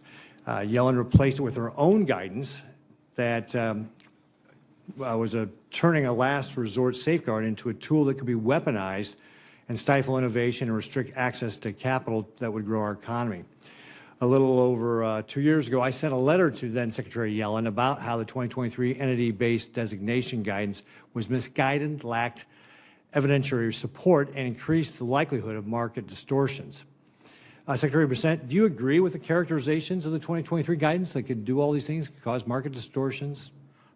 I believe in the activity-based guidance, and we are moving back to that, Senator. Great. And Senator, if I could just point out that FSOC under Secretary Yellen, 2 weeks before the three of the largest bank failures in U.S. history, many of them due to bond market portfolios, identified climate as the biggest risk to financial stability. They had not over-leveraged bond portfolios. Seems like misplaced priorities given a financial service sector. Secretary Yellen rolled out her new guidance, and then she stripped out the cost-benefit analysis of it. In your view, does cost-benefit analysis matter in evaluating to use FSOC's SIFI designation authority? Again, sir, without that, why would you do it? What is your view on the activity-based designation approach that was developed through the transparent and methodical process done in 2019? We are readopting it, and we believe it is fulsome, robust, and smart-minded. Great. Thank you very much, Secretary.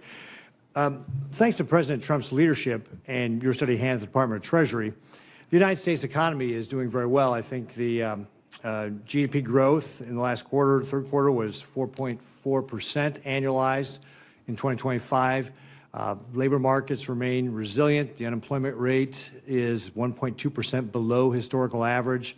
Inflation is down from the highs of the 40-year high Biden administration, decreasing some 70% from the peak in the Biden administration. American markets are strong. We saw the largest tax cut in history signed into law, allowing us to avoid a $4.2 trillion tax increase. We've got no tax on tips, no tax on overtime. 88% of seniors will not pay federal income tax. The average refund is supposed to be $1,000 higher this year. And the average Nebraska family will avoid a $2,400 tax increase. Yet, despite all this progress, we're seeing consumer confidence is not really rebounding the way that the economy seems to be. In your opinion, what more can we in the Senate be doing with regard to consumer confidence and making, obviously we had 40-year high inflation under the Biden administration, but what more can we be doing in the Senate to be able to help out with confidence of consumers? Other than telling consumers to turn off MSNBC, a large part of it is a survey problem where Democrats vote very low, Republicans are more realistic, and then we end up what we're seeing. Senator Kim's time. Yep. I appreciate your comments. But yeah, thank you. And by the way, for all members, they're going to close the vote at 12:05. So, okay. Thank you, Chairman. Started 10 minutes ago. Thank you, Secretary, for coming on out here. Just the other week, you took part in talks with Russia. I guess I just wanted to ask you just your view of this. Do you agree that Russia's invasion of Ukraine was illegal and a violation of sovereignty and law? Senator, I've been saying that since my confirmation. That's right. Also, would you say that Vladimir Putin is a war criminal? I've also been saying that since my confirmation.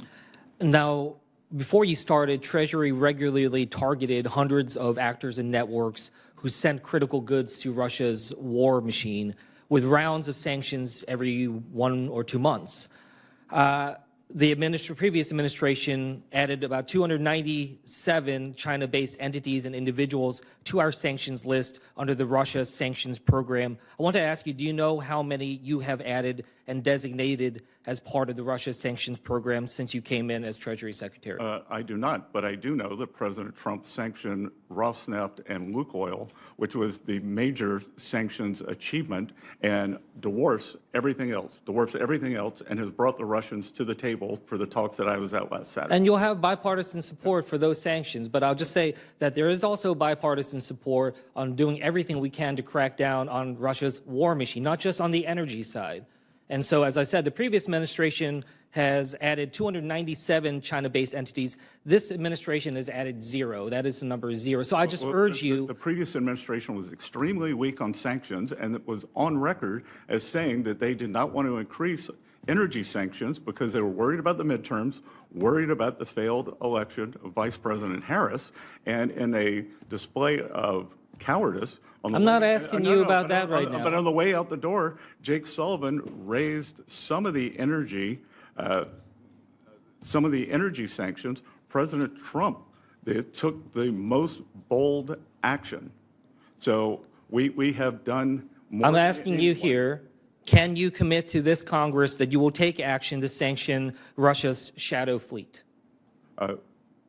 I will take it under consideration. We will see where the peace talks go. I see how this administration has taken this maximalist approach, adding pressure when it comes to Iran's shadow fleet, talking about,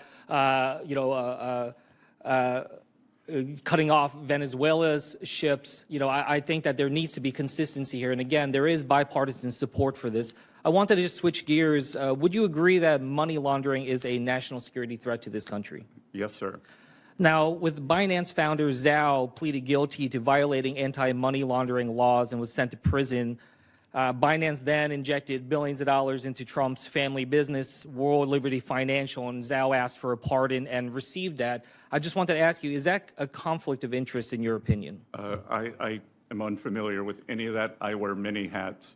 The pardon hat is not one of them.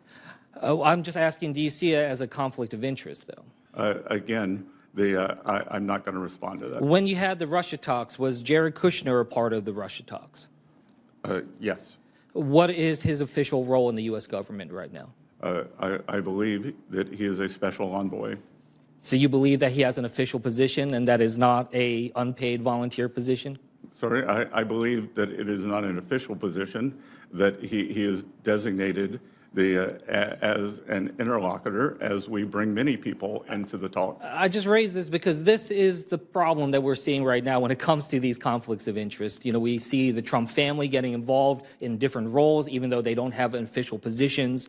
We see Pakistan now announcing that they're going to use Trump's family's companies' crypto for cross-border transactions and trade. Does that not concern you? Again, I'd be especially interested to hear if you have any information of why Mr. Kushner is conflicted in the Russia talks. Look, what I'm saying is that if he wants to be, if he wants to participate in that, he should go by the same financial disclosures and getting rid of conflicts of interest that every other senior government official, including yourself, have to go through. And look, I'm just saying that when we're seeing Trump pardoning Binance founder Zhao, when seeing instead investigating Jerome Powell, when we see that Trump is now suing the Treasury and the IRS for $10 billion, he even said, I am supposed to work out a settlement with myself. That's what Trump said. Do you think that that is a conflict of interest? That is a Justice Department issue. No, it is suing your department. The Justice Department represents Treasury. I would suggest you contact Justice. With that, I yield back. Senator Kramer. Thank you, Mr. Chairman. Thank you, Mr. Secretary, for being here. And let me say, I'm sorry you're no longer a North Dakota farmer. You were a good one, and we were sorry to see you go.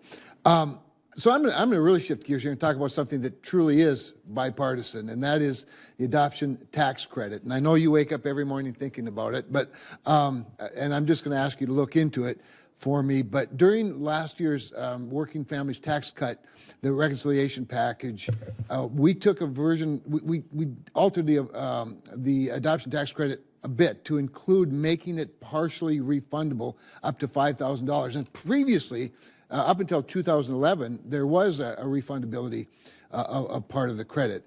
The adoption tax credits always had this carry forward provision that allowed, of course, families to carry over unused portions into the next tax liability. Our intent in the Working Families Tax Cuts was for the carry forward to be eligible for the $5,000 refund as well. And the JCT actually included that in their score, again, which sort of validates the intent of Congress. However, the IRS is interpreting the language to mean that the carry forward is not eligible, affecting, of course, the adopted families from 2020 through 2024. What the IRS did is they interpret the effective date of December 31st, 2024, the same way Congress intended. But there's a big difference now between Congress's intent here and the IRS's interpretation of it. I don't believe it was the administration's intent to make this what I believe to be a mistake when the president signed it into law. So I just wanted to bring it to your attention, mostly to highlight it and then to see if you'd be willing to look into it for me. Senator, I believe you're referring to the section 7402. And my tax office is very happy to work with your staff. I look forward to that. And the underlying bill that created this language is very bipartisan. Our colleague, my good friend Amy Klobuchar, and I co-chair the Adoption Caucus, or the coalition, and work on these things closely together. So we'd love to work with you. Okay, on another matter, yesterday, in the House, my friend and colleague Bill Huizenga, Congressman Huizenga, talked to you about the 3% budget resolution bill that he has. I'm leading that resolution over here in the Senate. The goal of it is to establish the goal of reducing the federal deficit to 3% of GDP. Now, you referenced in your opening statement, I noticed that it's already been reduced somewhat to 5.4%. And one of the ways we can grow out of a deficit, or we can get out of a deficit or reduce a deficit, is by growing out of it. But I'd like to work on both sides of the ledger with you a little bit, because you have said that we don't have a revenue problem, we have a spending problem, and I absolutely 100% agree. So maybe you could just speak for the remaining time, although I would love to translate productivity sometimes as a result of efficiency, which might be a little bit of a workforce challenge, but that's another whole longer story. But speak a little bit to that goal. Is 3% by 2030, which is what our resolution do, is that realistic? So, Senator, my target is for something that begins with a 3 by the end of President Trump's term. As I said, for calendar 2024, we're at 7%, the highest when we weren't at war, not in a recession. We're at 5.4, and what friends from the other side of the aisle don't, the tale of woe and gloom, we have, over the past 3 quarters, we've averaged 4.1% GDP growth, and we had a fiscal contraction last year. They brought down the spending, which is one of the reasons our bond market did well, so we're at 5.4, and as we move that down, we will see the economy improve, and everyone could go to the Treasury website, or the X account, I'm old school, they can go to the X account, and they can see a study by MIT that shows that the budget deficit that was blown out in 21 and 22 created the great inflation of 22. So as we bring down government spending, it will bring down rates and bring down inflation.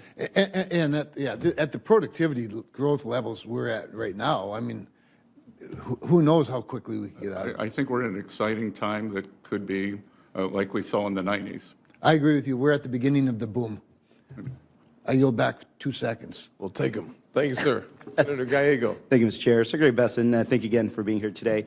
We kind of touched on this earlier. In addition to being Treasury Secretary, you are serving as Acting Director of the IRS. So following up on Senator Kim's questioning, so you are fully aware that the President is suing your agency for $10 billion. Yeah. We would agree. Would you agree that $10 billion is a good sum of money? Yes, sir. Where would that be cut from? Let's say for some reason he actually wins that lawsuit. Where would that $10 billion come from? Again, it would come from... Process-wise. I'm not asking like your opinion whether it's right or wrong. It would come from Treasury. It would come from Treasury, which comes from the general fund? The Treasury general account. So taxpayers? Yes. Thank you. Part of the 440,000 taxpayers whose returns were leaked. If the president, they're not suing, but if the president prevails in this lawsuit, he's going to be able to pocket that money. My question is the president, has anyone in the president's office talked to you about this lawsuit in any regard? They have not, and the president has said he will donate the proceeds to charity. You may have missed that. So no one at all has discussed this to you whatsoever? No, Okay. sir, and the president said he would. Have you received, I didn't ask any more donate the questions. Have you proceeds received any to advice from Treasury's legal division about how to handle this potential conflict? This is a Justice Department matter. They represent Treasury in it. Have someone from the Department of Justice actually come and talk to you saying that this is their purview and you need to stay out of it? Or who has discussed to you what is your role in this? Our general counsel, who's sitting behind me, has told me that it is a Justice Department matter. The Justice Department defends Treasury in matters like this. Okay, so it has been discussed with you. Do you have any final say at all in the process of this? Or is the DOJ just going to instruct you to cut a check and or settle, and you have no independence to actually make a decision whether or not the president deserves $10 billion? Again, that is a DOJ matter. And so the DOJ will entirely make that decision whether or not the president should receive $10 billion. You have no say at all. Correct. So you would just have to write the check if you were told to write the check. Correct. And you would write the check willingly if you were told by a DOJ to the president. I will follow the law, Senator. Okay. I mean, I think for many of us, this is very simple, and I think if this had been happening in any other countries, it would look an absolute, like a total shakedown of the American taxpayer. Are you also aware that President Trump has filed claims seeking $230 million from the Justice Department for investigations conducted during his previous candidacy? I'm unaware of the cumulative number. Okay. So if the president wins or settles these claims, that money will come also from the Treasury Judgment Fund, which you do control. Have you recused yourself from any decisions about paying the president on these claims? Again, I'll follow the law, and I'm not involved with any of this. It stems from justice. So even though the Treasury Judgment Fund is called the Treasury Judgment Fund, you have no control over the Treasury Judgment Fund? We act as paymaster. So you will sign it then? Sorry? You will sign the check then? If you're a paymaster, you'd be the person's signature is to the Treasury Judgment Fund? I would assume it would be a wire transfer. Yes, I'm assuming we're not that old school. Yep. But that being said, so you have no say in this whatsoever. You will only basically follow what the DOJ says, but you're the person that actually is the final person that pushes send, essentially, on the wire transfer. Yes. And even if you feel or that it is unjust, the fact that this president is basically plundering U.S. taxpayer dollars, you will still hit that send button. Even if I believe that 6103, the IRS tax code, was violated and 440,000 taxpayers were leaked. So back to this other thing. So now, you do believe, though, I mean, do you understand why some of us see a problem with that? And let me ask just a very simple question. Do you work for the President of the United States? I work for the American people. So can the president fire you? Or he can. He can fire you, correct? Yes. So isn't it a conflict of interest that you're going to be making these decisions and the president has full power over you? I think you're confused, Senator. I am not part of the decision. Well, you're certainly a person that send on the wire transfer, and I think that's why there's a lot of people that are actually do not trust and do not trust the president's actually looking at his best interest. I guess you're saying that I'm controlling the time here. I'm controlling that. You're not obeying the law. You're plundering U.S. taxpayer dollars. Plundering U.S. taxpayer dollars. Plundering taxpayer dollars. Plundering.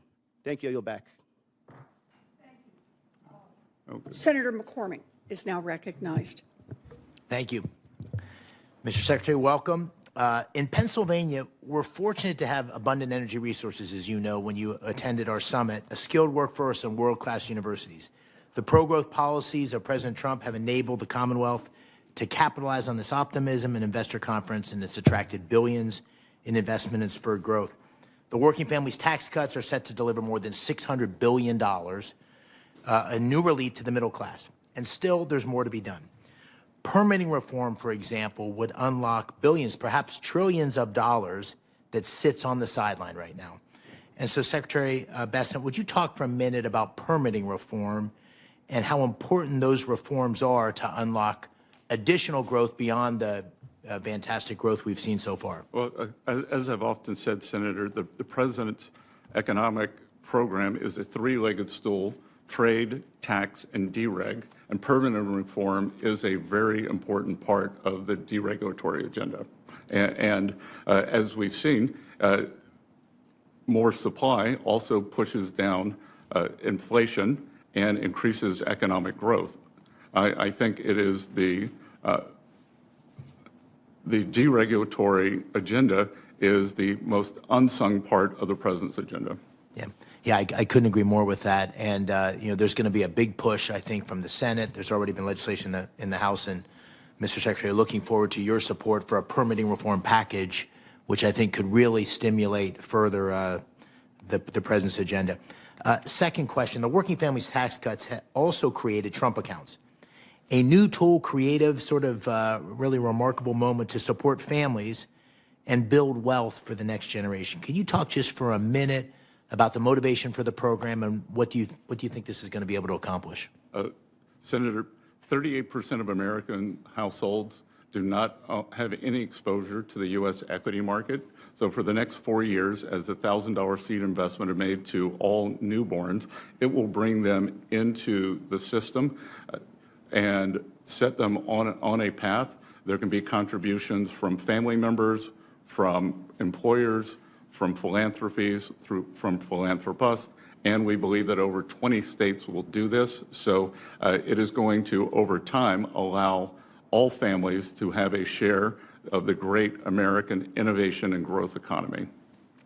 You know, as people I meet in Pennsylvania hear about this and understand what it means for their kids, their families, I mean, it's a really incredible step, and I hope it's something we can really formalize and make part of not just this great administration, but future ones. Well, I think too, Senator, and thank you for your leadership on this, that I have been a longtime advocate of financial literacy, and I think that this will be a real-time experiment in financial literacy as the families, as the children are able to look at their accounts on their phone and be part of this growth. I think that it will become very real and engaging for them. Yeah, I agree. Final question. As you know, that the trajectory of U.S. debt is unsustainable. Net interest payments alone account for 14% of total government spending, and higher debt levels combined with high interest rates put upward pressure on the cost to service our debt. Further, $10 trillion of government debt will mature over the next year and roll over, which is a little less than a third, I guess, of debt outstanding. Can you discuss briefly the conditions in the U.S. Treasury market and the trends you're monitoring as we enter this period? Senator, thus far the market has been very resilient. We've had some of our best auctions in a long time this year. We're seeing very good foreign demand. But as you said, the trajectory, we have to get it back under control. As I talked earlier, we need to get back to something with a 3 in front of it in terms of deficit to GDP. Reason I came out from behind my desk was I was worried that many people, especially as Vice President Harris was campaigning, wanted to go into a European-style social democracy, low growth, raise taxes, growth lower, more taxes, unsustainable debt. So that's why at FSOC, we are focused on growth as desirable, but also a lack of growth as a financial stability risk. Good. I don't have time for a final question, but I will just say I want to compliment you and the administration, and OFAC in particular, for the maximum pressure campaign on Iran and what that means for supporting freedom in Iran. So thank you for that. Thank you, your team. Thank you. Senator Blunt, Rochester. Thank you, Ranking Member Warren and Mr. Secretary, for your presentation of the 2025 annual report. Mr. Secretary, in your testimony, you talked about avoiding, quote, regulation by reflex and focusing on growth instead of reacting to every potential risk. You say FSOC is, quote, tuning out the white noise to concentrate on the issues that matter most. From my constituent calls and emails and conversations, I know for most families, they don't experience economic policy as white noise. They experience it through higher rent, higher medical bills, higher grocery prices, and just worrying that the next bill or price increase will push them over the edge. And it's why the Financial Stability Oversight Council's job is so important and why it can't wait until markets break. Its job is to spot problems early before families pay the price. Housing-related risks have been showing up for decades. On this committee, we've worked on the road to housing in a bipartisan way, And my first policy agenda, actually, as a senator, was focused on housing. So today, I want to understand what Treasury has actually done with these warnings. Secretary Bessent, in 2024, FSOC issued a report warning of weaknesses in non-bank mortgage servicers, companies that now handle most U.S. mortgages. Last year, on January 31st, 2025, GAO also warned that trouble at these firms could disrupt federally backed mortgage markets. So in light of these warnings by FSOC and GAO, what has Treasury done in response to address the risks in the housing market? Well, that was the Yellen Treasury, and they said that everything was a risk. The Senator, that's why we are more focused. But we are very focused on the mortgage market through Fannie and Freddie and through the non-agency actors. So is Treasury's position that this was overstated, this risk was overstated, or? As I said in my statement, if everything is a risk, nothing is a risk. But I'm specifically asking on the issue of housing. Yes, I believe, and again, part of housing is being able to have tight spreads in the mortgage market, and we're at multi-year lows in the spreads versus treasuries, which tells me the mortgage market's very healthy, and we had the lowest mortgage rate in the past 3 years in January. Okay, so the mortgage, you're saying it's healthy. I know foreclosures are up 21%, mortgage delinquencies are 4-year high, I know all of that, but separately, your 2025 annual report notes that FSOC created a household resilience working group to identify early warning signs of household financial stress. It's my understanding that this working group was just created in December. Has it met yet? And what is it expected to produce? Again, it's exactly as it seems. It will be meeting monthly. It did not meet last month. And we want to look at the household balance sheets and understand, again, the question I got on consumer sentiment. Is it sentiment or is it reality? Where are the pressure points? Because we do want to help working Americans and spot problems early. So do you know what are the outcomes? What is it expected to produce, or could you share that? Well, as it hasn't started yet, Senator, I would look forward to sharing the work product with you as we move through the year. I would hope there is a plan, because I know usually if you set up a group, there's a mission for the working group, there's a plan, a set of expectations. So look forward to hearing from you on that. If you were to, you mentioned in your testimony parallel prosperity, and you mentioned Main Street and Wall Street. If you were to rate how Wall Street is doing on a scale of 1 to 10, 10 being it's doing well, and Main Street on a scale of 1 to 10, what would you rate them? Well, I'm not going to speculate, but I will tell you the Wall Street Journal, not the Main Street Journal, criticized me for being a populist on my advocacy of Main Street. And look, Main Street got killed during the Biden administration. Wall Street did not. And I only have 10 seconds. We're trying to level in my 10 seconds, I just want to say two things. Number one, this is now your watch. So I know there's been a lot of bringing up the Biden administration. This is now your watch a year later. And number two, families are truly hurting in this very present moment. So I look forward to working with you and finding out about particularly housing, because it's one of the #1 issues in this country across the dais. Thank you, and I yield back. Senator Moreno. Thank you, Mr. Secretary. And also, thank you for being so accessible. You look at your predecessor, almost invisible. You go out and you're on TV, you're on the media to make certain that the American people and you're communicating with us on a regular basis. That's a refreshing change. I just have a question on your many TV appearances. I've noticed that you said that if the Democrats win, they'll do it again. Can you clarify what that means? Yes, we saw a spending surge during the Biden administration, a blowout spending, and again, the deficit to GDP numbers blowing out, which according to MIT studies, the spending was responsible for the inflation surge. And at the same time, we saw mass unfettered immigration, 10, 15, 20 million illegal aliens coming into the country and depressing wages, taking low-end housing, and a study from Wharton showed that much of the low-end housing inflation, especially in rents, came from the 20 million new arrivals. The law of supply and demand that applies both for housing and for suppressing wages. So I would say, when I talk about that, there will be blowout spending, which will lead to inflation, and then the border will be reopened. So clearly, this deportation effort, especially the self-deportations, is going to lead to lower housing prices, and we've already seen it, correct? We have, and rental properties are ranked A through D, and D and C properties, we are seeing a substantial decrease.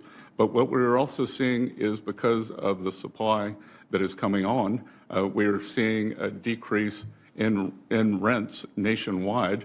As I said earlier, True Inflation, an agency that uses a basket of gathered real-time inflation measures, is now below 1%. Yeah, and speaking of that, so let's talk about that real quick, because there's things that obviously federal policy impacts. And so an underlying cost to a lot of these key baskets of goods is the price of gasoline. What's happened in the last 12 months? Well, price of gasoline is down substantially nationwide, and we expect it to continue going down. Also, diesel, which is an input for farmers, for truckers. So energy feeds into everything, whether it is food cost, whether it is manufacturing, and again, more supply and being on the side of the energy industry has resulted in lower prices. And the same thing can be said about the question you got at the beginning of this testimony about groceries. Eggs is an underlying ingredient in a lot of foods. What's happened to the price of eggs in the last 12 months? Well, the price of eggs is down substantially. The president had to wear that for a few months, and then the price of eggs collapsed thanks to a lot of measures taken by ag under his direction. But of course, we don't hear about egg prices anymore. I will say, in my hometown, Senator Scott's hometown, I've noticed that the egg surcharge has gone off the menu in the diner we both like. Right. So but there's some things that the federal government can't control, and we had a conversation about electricity prices.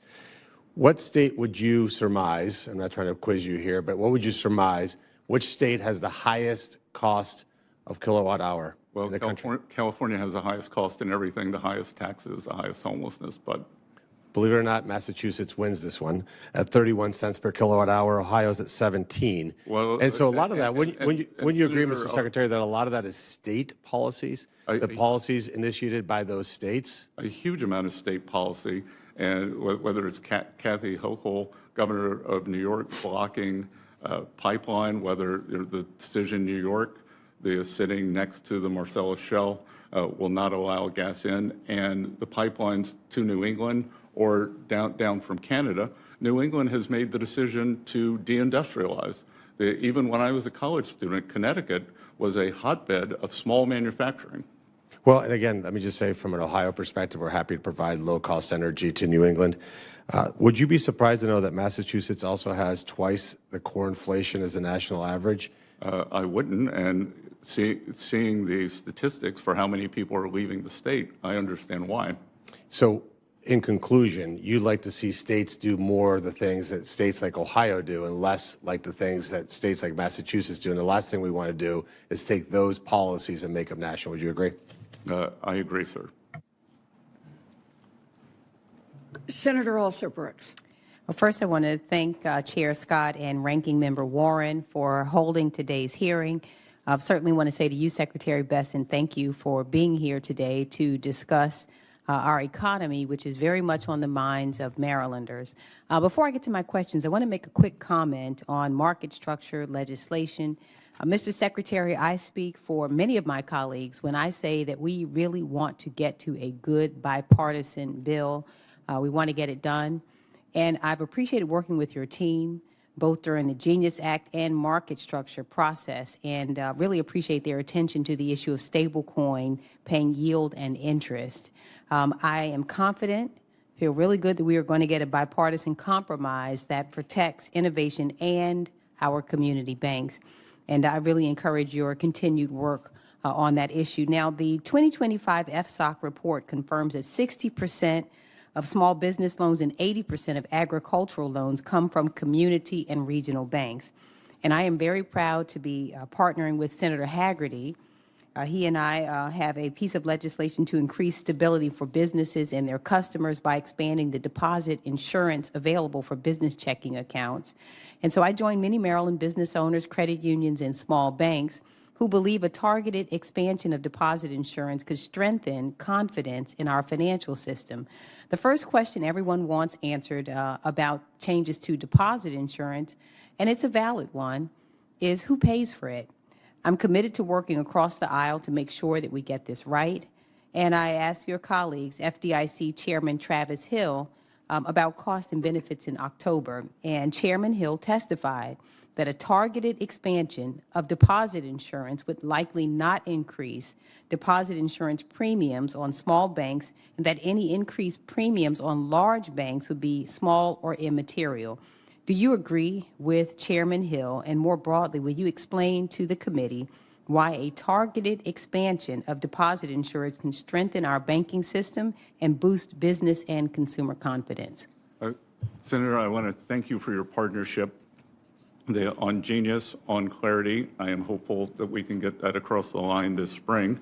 And I've been an outspoken advocate for small banks because they are Main Street. We've seen 50% of our small banks disappear since the great financial crisis, and I believe that is one reason Main Street has lagged, and a large part of that is overregulation. But another part of this is moral hazard, that during times of financial stress, like in March 2023, there's deposit volatility, deposits flee banks because they believe that whether it's the 3 largest, the 7 largest banks, that there is no risk of loss. But if they stay with the community banks, and I've met personally with more than 200 community bankers, spoken to 1,000, but the 200 I've met with tell me they could have clients for 50, their families had them for 100 years, and the money goes to Wells Fargo and doesn't come back because exactly what you said, because there wasn't one business checking account that normally a payroll account. They say, I just can't lose this money. So we want, and once Wells Fargo gets it, they don't want to give it back, they offer. So, and as you get a decrease in deposits through the fractional banking system, then there is a reverse multiplier for lending. So the banks lower deposits, less lending available for Main Street. So I think that you and Senator Hagerty and I co-authored a piece in the Wall Street Journal. I think this is an extremely important piece of legislation. I would encourage your colleagues to pass it, and anything I can do to advocate for it, please let me know. Thank you. Now, one other question here. Mr. Secretary, I want to thank you for your public support for community development financial institutions. And that said, I also echo Senator Warner's concerns about the congressionally appropriated funds being released. Maryland CDFIs include banks and credit unions that provide crucial funding for businesses, housing, and access to capital in underserved communities. So I want to specifically mention 2 CDFIs serving in Maryland that regularly participate in the Banking Enterprise Award Program, which allows them to provide credit and financial services in some of the most distressed neighborhoods in Maryland. The White House Office of Management and Budget has withheld the notice of funding availability for the BEA program since March of 2025, and that's 11 months. And so if the notice is not published, CDFI banks cannot apply for funding. So in March, you said CDFIs are a key component in supporting Main Street America. Do you still stand by this statement? I am eagerly awaiting to have it released from OMB so that we can move it forward. As soon as it is released, we will follow our statutory duty and release to CDFIs. I'm also very happy to see CDFIs getting back to a core mission of prosperity and resilience for their community. Thank you so much, Mr. Secretary. Secretary Bessent, thank you for your leadership and your service to our country. You've talked many times about the ongoing burdens and effects of illegal immigration on our country as a result of the open border policies of the Biden administration. Last year, you said, quote, "If you're here illegally, there's no place for you in our financial system." And you also announced that the Treasury Department would propose regulations to cut off federal benefits and tax credits to illegal aliens. And I wondered if you could give us a status update on those rules. How can we protect hardworking Americans from illegals who exploit our U.S. financial and credit system, and what are we doing about it? Yes, sir. So we have moved forward on that. We have, through the regulators, had them double down on the KYC, know your client, and to make sure that everyone within the regulated banking system is legal.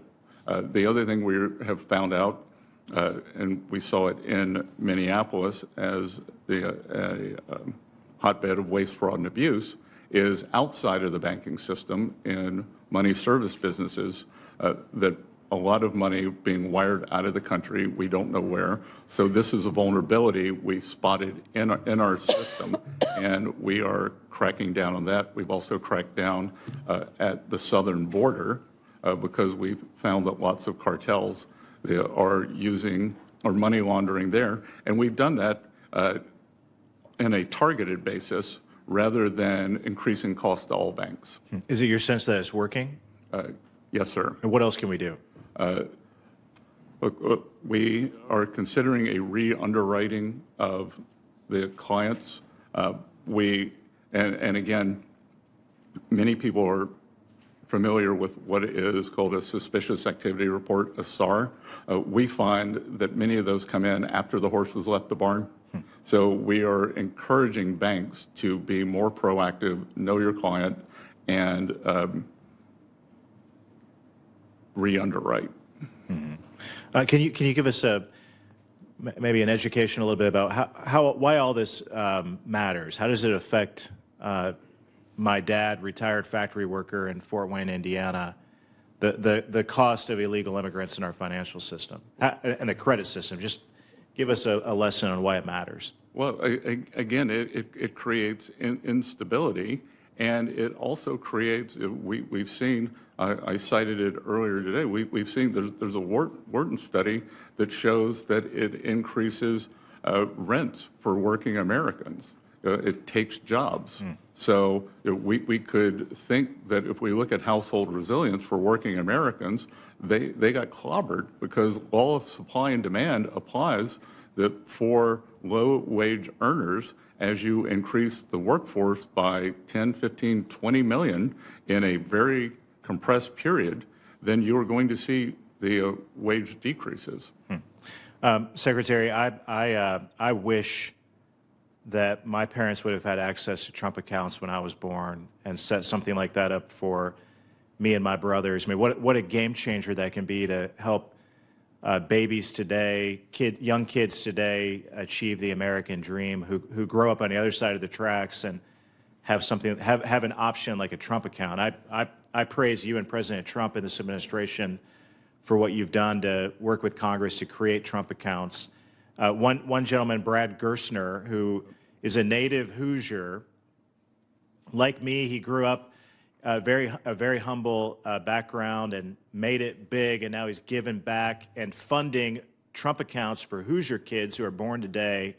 And I know it's going to make a big difference for the next generation of kids. One thing I worry about, though, are politicians down the road who want to regulate those accounts, or they want to put restrictions or rules that prevent those accounts from growing. What can we do to protect this great vision today to make sure that politicians later don't ruin it? Well, I think it's two things. Mission creep, that we are committed to the lowest cost index funds, that it does not become something for social engineering, that it is return-based, low-cost, broadly diversified, so that everyone owns a share of the U.S. economy. And, Senator, I think the more that people become invested in these, the smaller the chance for meddling is, because I think they will be adamant. Thank you for your leadership. I yield back. Thank you. So for senators who wish to submit questions for the hearing record, those questions are due 1 week from today, Thursday, February 12th.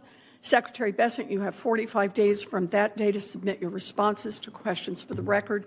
Thank you. Committee's adjourned. Good. Thank you, Senator.